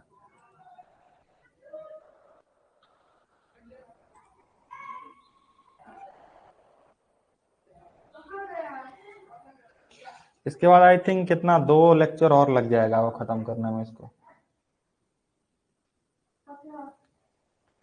तो चलिए डिस्कस करते हैं क्या, फिर इस तरीके में टाइम ज्यादा जाएगा। देखिए पहले नॉमिनल प्रॉफिट का मतलब समझ लीजिए, एक एक लाइन में क्या होता है नॉमिनल प्रॉफिट का मतलब। तो नॉमिनल प्रॉफिट का मतलब होता है, याद रखिए क्या है ना कि ये चीजें हो सकता है कि आ, कभी आपको फिर से फेस करनी पड़े। तो नॉमिनल जैसे एक होता है टर्म होता है नॉमिनल रेट ऑफ रिटर्न, वहीं से आप समझ जाओगे नॉमिनल प्रॉफिट क्या है। तो आप इसको समझिए, नॉमिनल रेट ऑफ रिटर्न, वहीं से आप प्रॉफिट को समझ सकते हैं। तो नॉमिनल रेट ऑफ, इसका मतलब क्या होता है, नॉमिनल रेट ऑफ रिटर्न का मतलब कि the amount of money generated, बोल सकते हैं इसको simply, amount of money generated, amount of money generated by an investment, by an investment before factoring in expenses, यानी without adjustment, without adjustment यानी बिना एडजस्टमेंट किए हुए। एडजस्टमेंट लाइक, एडजस्टमेंट में क्या हो जाएगा, इन्फ्लेशन रेट को आप एक्सक्लूड कर देते हो। इन्फ्लेशन रेट हो गया आपको, इन्फ्लेशन रेट, डिस्काउंट रेट, ये सब चीजें आप यहाँ कंसीडर नहीं करते। नॉमिनल रेट का मतलब ये है, ठीक है। तो नॉमिनल प्रॉफिट का भी क्या मतलब हो जाएगा, सिंपल क्या है कि जो भी आपका रेवेन्यू है उसमें जितने भी कॉस्ट कंपोनेंट है उसको क्या कर देना है, घटा देना है। तो यहाँ पे क्या हो जाएगा, आप इसको क्या बोल सकते हो, nominal profit is just nothing but nominal profit का मतलब सिंपली जो आपका रेवेन्यू आया, यहाँ पे हम कोई रेट वगैरह की चिंता नहीं करते, रेवेन्यू माइनस जो भी आप कॉस्ट, यही आपको करना है। तो रेवेन्यू देखो कैसे आएगा, रेवेन्यू कैसे निकालेंगे, रेवेन्यू निकालना है जो कोल आप कितना अमाउंट में बेचोगे। तो देखो कोल जो है, कोल को थोड़ा ध्यान से देखो, आप कितने ब्लॉक ऑफ कोल बेच रहे हो, 4 blocks of coal 2000 ton each, मतलब कि टोटल कितना आप कोल इसमें बेच रहे हो। तो टोटल अमाउंट ऑफ कोल, तो टोटल कोल प्रोड्यूस हुआ, टोटल कोल प्रोड्यूस्ड या एक्सट्रैक्टेड बोल सकते हो, दैट इज हाउ मच। आप 4 ब्लॉक्स एक्सट्रैक्ट कर रहे हो, देखो 2000 टन के, तो मतलब टोटल कितना हो जाएगा, 4 into 2000, that is nothing but 8000 क्या टन। तो यहाँ से जो सेल वैल्यू आ जाएगी या जो रेवेन्यू आ जाएगा वो कितना हो जाएगा, जो आपका रेवेन्यू है। तो देखिए इसको बेचने पे कोल का जो प्राइस है पर टन 800 रुपीज है, तो 8000 टन है, तो 8000 इंटू पर टन कितना है, 800 पर टन, और टोटल नंबर ऑफ टन है, तो यहाँ से कितना आ जाएगा, 854 इंटू 10⁵ इतने रुपीज का क्या है आपका रेवेन्यू मिल रहा है, ठीक है। अब जितने भी कॉस्ट कंपोनेंट, टोटल कॉस्ट कितना आ रहा है, तो टोटल जो कॉस्ट हो जाएगा वो कितना हो जाएगा, टोटल कॉस्ट इक्वल टू, कौन कौन सा कॉस्ट है सबसे पहले देखिए, तो सबसे पहले जो आपका कॉस्ट है ट्रांसपोर्टेशन का कॉस्ट है, ओवरबर्डन को ट्रांसपोर्ट करने का, तो transportation of overburden, transportation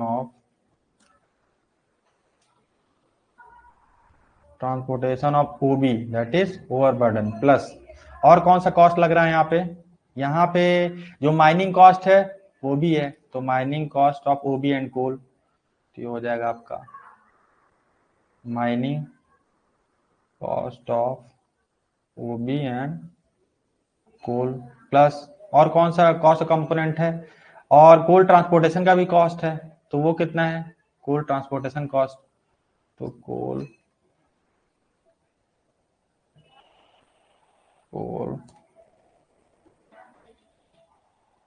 transportation cost, plus और लास्ट में क्या है, टैक्सेस भी हैं, रॉयल्टी एंड टैक्स, तो रॉयल्टी एंड टैक्स।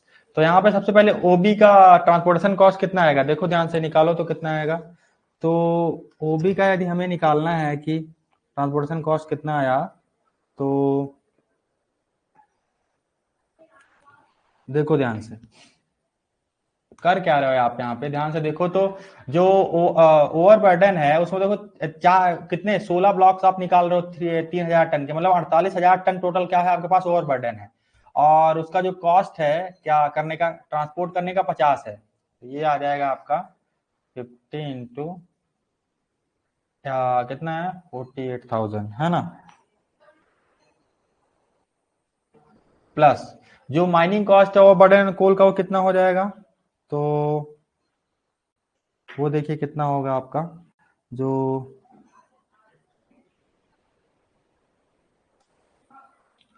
ओवरबर्डन में कोल का माइनिंग कॉस्ट कितना हो जाएगा, cost of coal produce, cost of overburden removal,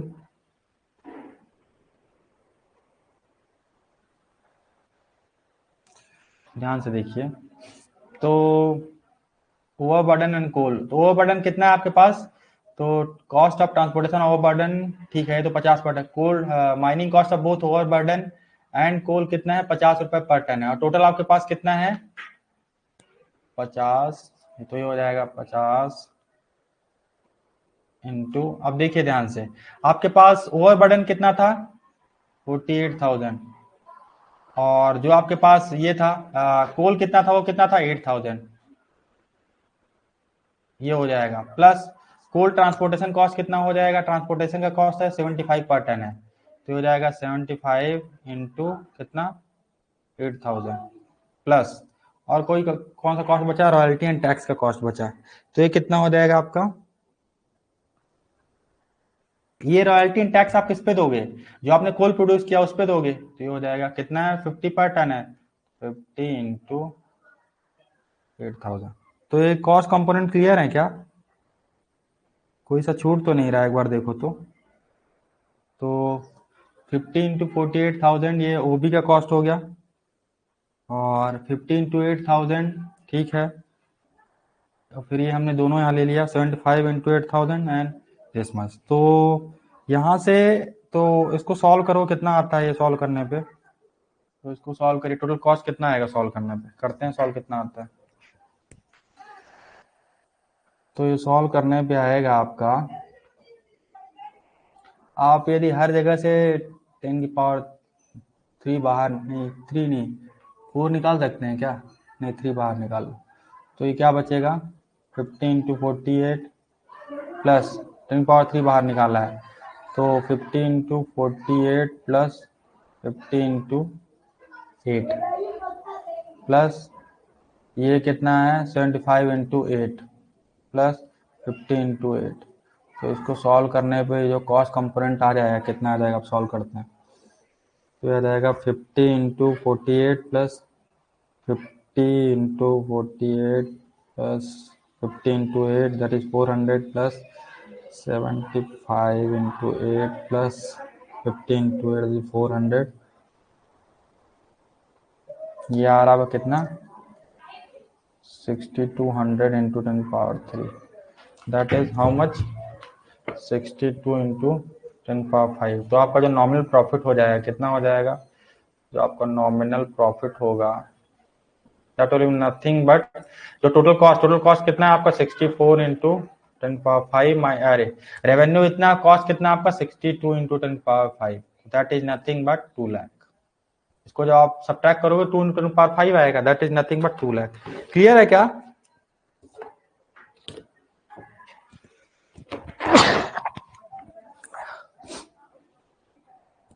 ये 2 लाख, 2 लाख कौन सा ऑप्शन में, ऑप्शन नंबर ए। तो 25 क्वेश्चन क्लियर है क्या, ठीक है ठीक है ठीक है, चलिए क्लियर है ना, चलो सभी को क्लियर है, किसी को डाउट तो नहीं है ना, चलो तो आगे बढ़ते हैं। एक और क्वेश्चन देखेंगे आज के लिए, लास्ट क्वेश्चन होगा, उसके बाद बाकी क्वेश्चन बाद में। ये थोड़ा नया क्वेश्चन हो गया, नया मतलब वही है, एनटीवी बेस्ड है, पर इसको समझिए क्वेश्चन को क्या बोल रहा है, ये बनाइए।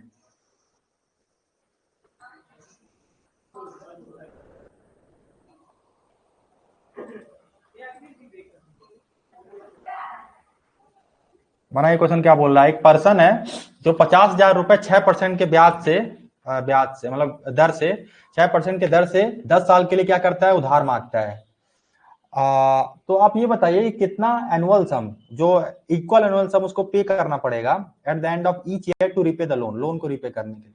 सिंपल सा, ये भी एनुटी पे बेस्ड क्वेश्चन है नहीं कुछ, सिंपल सा क्वेश्चन है, एनुटी बतानी है, वो एनुअल सम जो उसको पे करने है वो कितना पे करना पड़ेगा। बनाइए चलिए, ये आज का लास्ट क्वेश्चन होगा, इसके बाद बाकी क्वेश्चन आगे डिस्कस किए जाएंगे, और कल वो जो एक क्वेश्चन है जो हमने होमवर्क दे रखा है उसको डिस्कस करेंगे। फिर बाकी ऐसे ऐसे ये भी आपका इकोनॉमिक्स भी खत्म हो जाएगा एक एक रही का, ज़्यादा टेंशन नहीं लेना है। बाकी आप अपना प्रैक्टिस वगैरह करते रहिए, क्वेश्चन बनाते रहिए। तो इसमें भी वही फॉर्मूला है सिंपल सा, कौन सा, वही जो हमने एनओटी वाला देखा था। बताइए कितना आता है,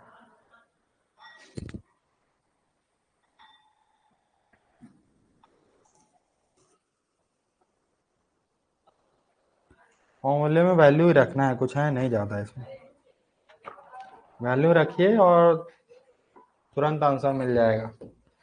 लास्ट क्वेश्चन है आज के लिए, बाकी क्वेश्चन फिर जो बचेंगे वो डिस्कस किए जाएंगे बाद में।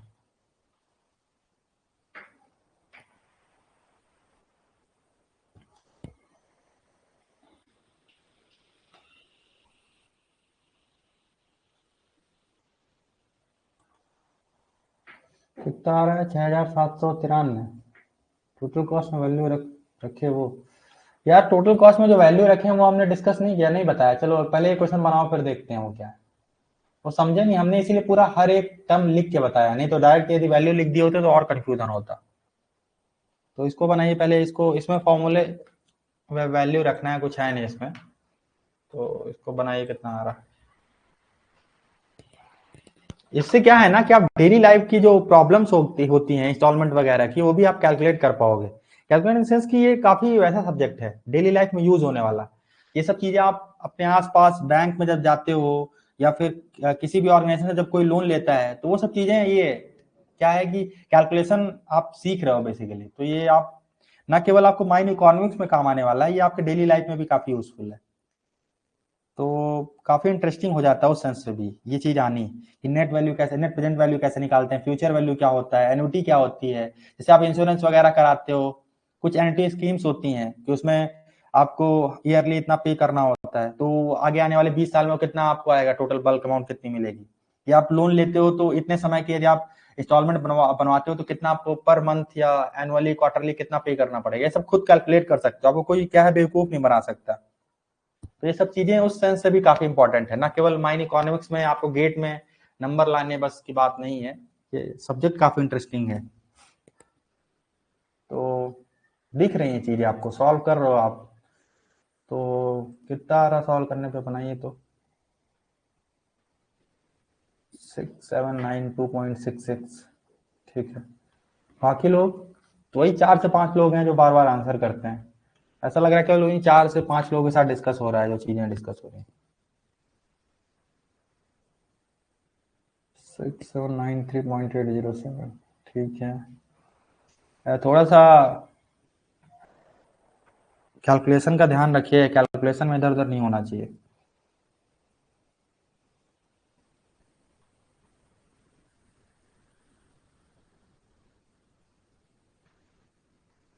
चलिए डिस्कस करें क्या।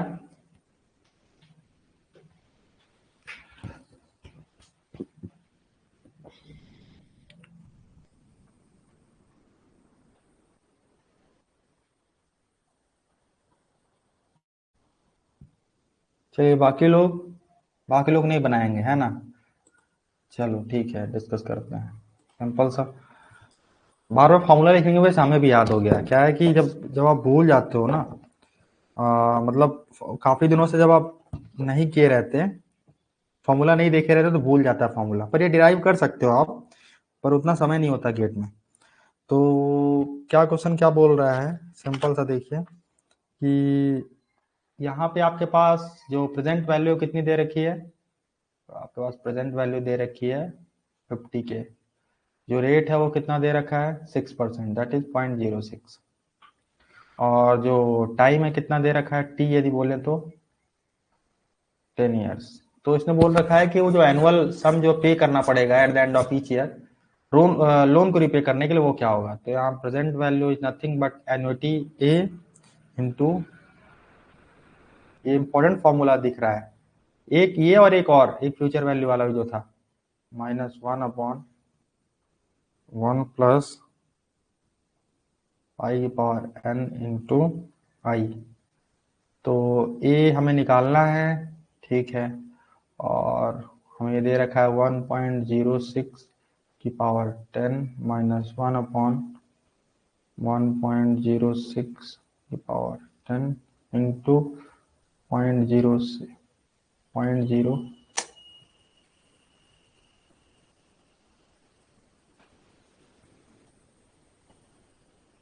कितना हो जाएगा इंटू ये है। और हमें पी दे रखा है, तो यहाँ से आ जाएगा। तो इसको इधर ले जाओ, तो पी हमें कितना दे रखा है 50,000 इंटू 1.06 की power 10 into 0.06 divided by 1.06 power 10 -1, that is your A.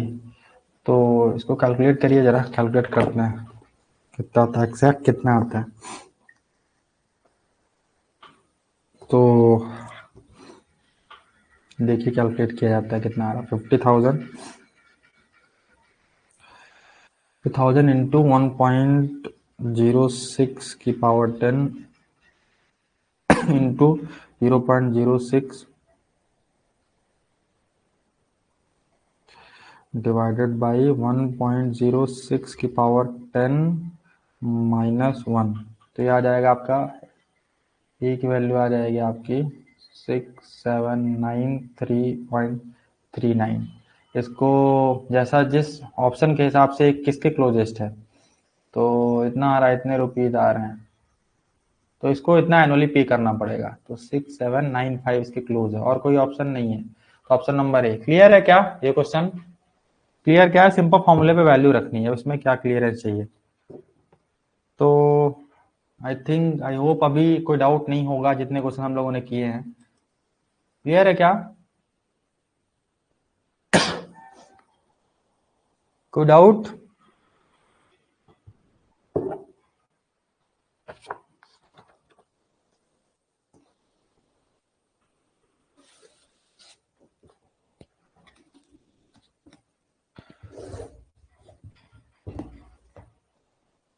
Doubt नहीं है ना? हाँ ना, तो बताइए। देखिए 26 क्वेश्चन हो गया। अब इसके बाद अपन कौन सा क्वेश्चन देखने वाले थे? इतने हम लोगों ने कर लिए हैं, इतने हमारे और रिमेनिंग है 41 तक। उसके बाद 27 क्या बोलता है? ये आ गया आपका इक्विपमेंट है, सर्विस लाइफ है, सैल्वेज वैल्यू। ये आपका आ गया डिप्रिसिएशन का आ गया। इसको क्या है, कल पहले इसका थोड़ा सा आपको बताइए क्या होता है डिप्रिसिएशन, कौन कौन सा मेथड्स हम पढ़ेंगे। फिर वो मेथड्स पढ़ने के बाद ये बेसिकली हमें लग रहा है स्ट्रीट लाइन मेथड का ही क्वेश्चन होगा। तो वही उस तरीके से अलग अलग मेथड्स होते हैं, वो समझेंगे क्या होता है, कैसे सॉल्व करते हैं, फिर आगे अपन एक और जो होमवर्क क्वेश्चन हमने दे रखा है ये भी आप नोट कर लो। ये homework question, homework in the sense कि देखो पहले आप खुद से ट्राई करो, देखो आप आंसर आपका आ रहा है कि नहीं। जिनका आ रहा है गुड, अच्छी बात है। जिनसे नहीं हो रहा है वो भी एक बार ट्राई करके आइए, जिससे कल जो है, क्योंकि आंसर जहां भी दे रखे हैं सही नहीं दे रखा है, गलत दे रखा है, वो रेंज के बाहर है जो गेट का आंसर की है। तो इसको फिर अपन डिस्कस करेंगे और आपके साथ यहाँ पे शेयर करेंगे, ठीक है। पहले सबसे पहले इसी को डिस्कस करेंगे, फिर डिप्रिसिएशन सीखेंगे क्या होता है, अलग अलग मेथड्स कौन कौन सी होती हैं, क्या फॉर्मूलेज होते हैं। फिर उसके बाद इस क्वेश्चन पे आएंगे, जो ये क्वेश्चन है सैल्वेज वैल्यू वाला, क्या होती है सैल्वेज वैल्यू, स्क्रैप वैल्यू, ये सब देखेंगे। तो हम लोगों ने आज 26 क्वेश्चन तक कंप्लीट कर लिया है। तो किसी को कोई डाउट यहाँ तक? जितना हम लोगों ने डिस्कस करा, किसी को कोई डाउट है क्या? कोई डाउट तो नहीं है? बताइए जरा, डाउट हो तो। डाउट हो तो बताओ, अदरवाइज क्या है कि अपन इस पॉइंट ऑफ टाइम पे वो कर देते हैं।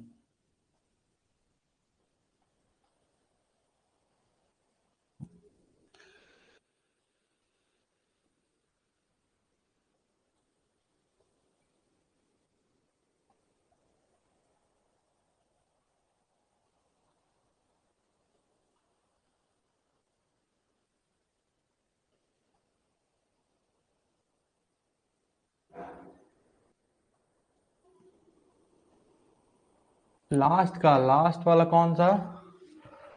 20,000 वाला बताना है, ठीक है। चलो देख लो, चलो उसको डिस्कस कर लेते हैं, कौन सा था। तो कुछ बच्चों का डाउट था, वो वाला क्वेश्चन कौन सा है? Question number 25। हाँ चलो देख लो क्या है।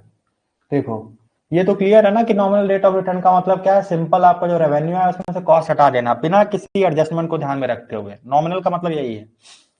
तो तो हमने क्या बताया, टोटल कोल तो हमें निकालना पहले रेवेन्यू। रेवेन्यू कहां से आएगा? कोल को बेचने से। तो कोल कितना प्रोड्यूस कर रहे हो आप? उसके 4 ब्लॉक्स एक्सट्रैक्ट कर रहे हो, पर ब्लॉक का जो टनेज है 2000 टन है, टोटल 8000 टन आप क्या है एक्सट्रैक्ट कर रहे हो, और पर टन की वैल्यू 800 है। तो जो टोटल रेवेन्यू है क्या है, 8000 into 800, it nothing but 64 lakh, ठीक है। उसके बाद इतना करने के बाद अब हमें टोटल कॉस्ट निकालना है। तो इसमें कौन कौन सा कॉस्ट आएगा? जो उसमें दिया है कि ओवरबर्डन का कॉस्ट है, क्योंकि देखिए यहाँ क्वेश्चन में पढ़िए कि कॉस्ट ऑफ, देखिए कौन कौन सा कंपोनेंट आएगा, जितने भी कंपोनेंट सभी घटाने हैं। Cost of transportation of overburden to dump area, तो इसका कॉस्ट पहले आएगा 50 रुपए पर टन है। तो पर टन, 1 टन ओवरबर्डन आपको यदि वो करना है, ट्रांसपोर्ट करना है डंप एरिया में, तो कितना लग रहा है, 50 रुपए लग रहा है। तो हमें ये पता करना पड़ेगा कितना ओवरबर्डन हमने एक्सट्रैक्ट किया। तो 16 ब्लॉक जो है ओवरबर्डन के हमने एक्सट्रैक्ट किए, और पर ब्लॉक का वॉल्यूम कितना था या टनेज कितना था, 3000 टन। मतलब आपका जो टोटल ओबी था, टोटल ओवरबर्डन वो कितना था, 16 ब्लॉक एक्सट्रैक्ट करे, हर ब्लॉक का जो टनेज है 3000 है, मतलब 48,000 टन आपने एक्चुअली टोटल ओवरबर्डन हटाया है। तो चूंकि पर टन का 50 रुपीज है, तो 48,000 टन का कितना हो जाएगा, ये यही हमने लिखा है ट्रांसपोर्टेशन ऑफ ओबी, 50 इंटू 48,000। चलो आगे वाले को देखो, mining cost of OB and coal, मतलब कि अगला वाला देखो, जो बोथ ओवरबर्डन और कोल को रिमूव करने का कॉस्ट कितना है, 1 टन का 50 रुपए। तो हमें ये पता करना पड़ेगा कि टोटल हमने कितना ओवरबर्डन हटाया, कितना कोल हटाया।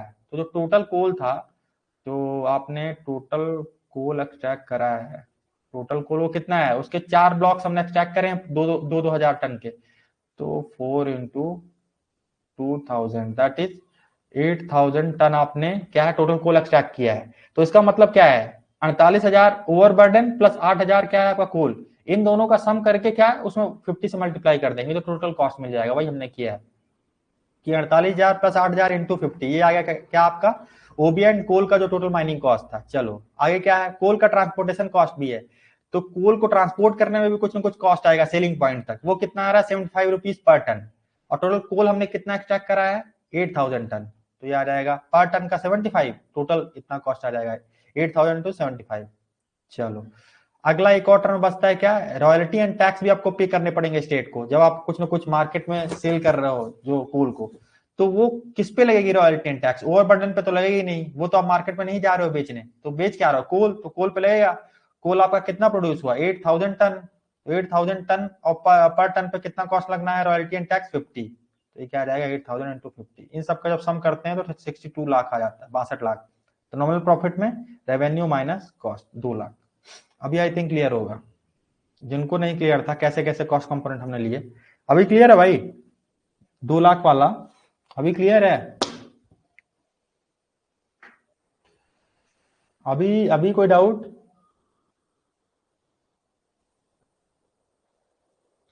अभी क्लियर है कि नहीं, अभी तो बताओ कि अभी भी डाउट है। चलो क्लियर है, तो फिर इसके बाद और किसी को कोई डाउट है, आज जो हमने क्वेश्चन नंबर कहाँ से किए हैं, 17 के बाद 18 से स्टार्ट किया 26 तक, जितने भी क्वेश्चन डिस्कस किए हैं हमने, किसी को कहीं पे डाउट आ रहा है क्या, किसी भी क्वेश्चन में। चलो क्लियर है, अच्छी बात है। बाकी लोग, बाकी को सब क्लियर है ना, कोई डाउट तो नहीं है, तो अपन क्लास यहीं पे एंड करें, ठीक है। बाकी फिर कल मिलते हैं, अगले लेक्चर पे आगे आने वाले क्वेश्चंस भी करेंगे, और आई थिंक अगले आने वाले 2 लेक्चर में ही आपका माइन इकोनॉमिक्स भी खत्म हो जाएगा एक एक घुरे का। उसके बाद क्या देखेंगे अपन, जियो स्टैटिस्टिक्स, उसको उसके फॉर्मूलेज वगैरह आप देख लीजिए अच्छे से। उसमें क्या थोड़ा मैथ्स का वही मीन, मीडियन मोड और एक्सपेक्टेशन और वेरिएंस, स्टैंडर्ड डिविएशन, और यही सब है उसमें भी। कुछ वो ब्लॉक मॉडल वगैरह के क्वेश्चन है उसमें, और ब्रेक इवन के फिर से क्वेश्चन है, और क्या है उसमें, वही स्टेपिंग कॉस्ट वाले भी क्वेश्चन है उसमें। तो यही हमारा शेड्यूल ऐसा ही, इसके बाद हम लोग वो करेंगे इकोनॉमिक्स खत्म करने के बाद जियो स्टैटिस्टिक्स वो खत्म हो जाएगा। उसके बाद एक एक या दो क्लास में मिनरल ड्रेसिंग का थोड़ा थ्योरी बताना है, और उसमें क्या कुछ है थ्योरी वो बताने लायक है, उसके बाद खत्म। फिर आप लोग अपनी प्रैक्टिस वगैरह करते रहिए। तो चलिए फिर आज की क्लास यहीं पे एंड करें, आप लोगों को कहीं पे कोई डाउट नहीं है, वो होमवर्क क्वेश्चन जो हमने दिया ये बना के आइएगा। क्योंकि क्या है, जब आप अपने से जूझोगे तो थोड़ा सा आप सोचोगे, तो कल जब हम डिस्कस करेंगे तो चीजें आपको डाउट उतना नहीं आएगा, क्योंकि कुछ चीजें आपने पहले से सोच रखी हैं। अदरवाइज एकदम आके देखोगे एकदम बैठ जाओगे, फिर तो इसी में समय लग जाएगा। तो ये क्वेश्चन आप लिख लो, गेट 2013 में आया हुआ है, इसीलिए हमने यहाँ पे लिख दिया। मान लो यहाँ से नहीं नोट करना है तो यहाँ पे आपको मिल जाएगा। एक श्रिंकेज स्टोप है जिसमें टनेज दे रखा है, ग्रेड दे रखा है, वेस्ट का ग्रेड दे रखा है, स्टोप में कितना लॉस हुआ, डाइल्यूशन दे रखा है, तो मिल हेड पे कितना ग्रेड पहुंचाएंगे, तो इन ग्राम पर टन में बताना है। इसको कल सॉल्व करेंगे, इसमें कोई भी डाउट आएगा कल डिस्कस कर लेंगे, क्योंकि सॉल्यूशंस वगैरह कहीं दिया नहीं है सही, इनकरेक्ट दिया है जहां भी दिया। तो कल डिस्कस करेंगे इसको, ठीक है। चलो फिर आज की class I think enough time हो गया है, जितना 2 घंटे की क्लास रहती है, 2 घंटे ऑलमोस्ट हमने जितने क्वेश्चन हो सकते थे, जो भी डाउट्स वगैरह हो सकता था, वो क्लियर करा दिए हैं, बता दिए हैं। डाउट हो तो बताओ, 1-2 मिनट है, अदरवाइज फिर एंड करते हैं सेशन को। आप लोग अपना नेक्स्ट क्लास के लिए प्रिपेयर हो या फिर प्रैक्टिस वगैरह करो अपना। बाकी थैंक यू, फिर चलिए।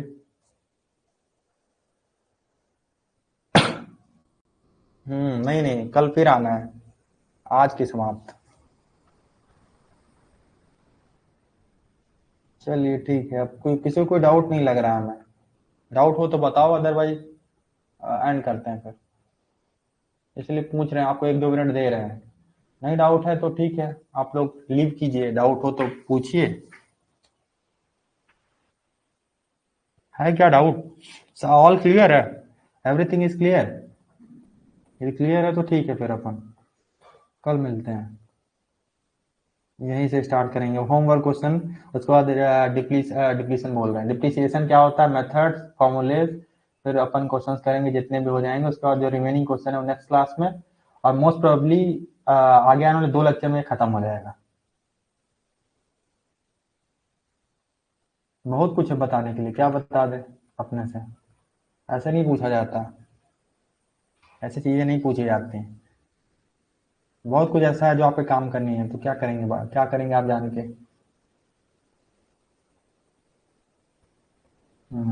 तो ठीक है फिर, चलिए आप लोग अगले क्लास में मिलते हैं आराम से। तब तक के लिए एक क्वेश्चन हमने दे दिया है, बाकी आप ये जो हमने क्वेश्चन जो हम कराते हैं क्लास में, इसको आप चाहो तो पहले से बना के आओ, यदि हो सके तो। ये तो सीधा डाउट पूछो, नहीं है तो फिर हमारे साथ लाइव बनाओ क्लास में ही। इसलिए हम 2 से 3 मिनट दे देते हैं हर क्वेश्चन में, जिस जिस क्वेश्चन की जैसी डिमांड। कोई क्वेश्चन हो जा रहा है 1 मिनट में ही, तो 1 मिनट ज्यादा देने का कोई मतलब नहीं है। ठीक है, तो चलिए फिर मिलते हैं नेक्स्ट क्लास में। To watch the complete video, download the Mining Gyan app from the Play Store. Enjoy a seamless learning experience without interruptions and subscribe to our YouTube channel.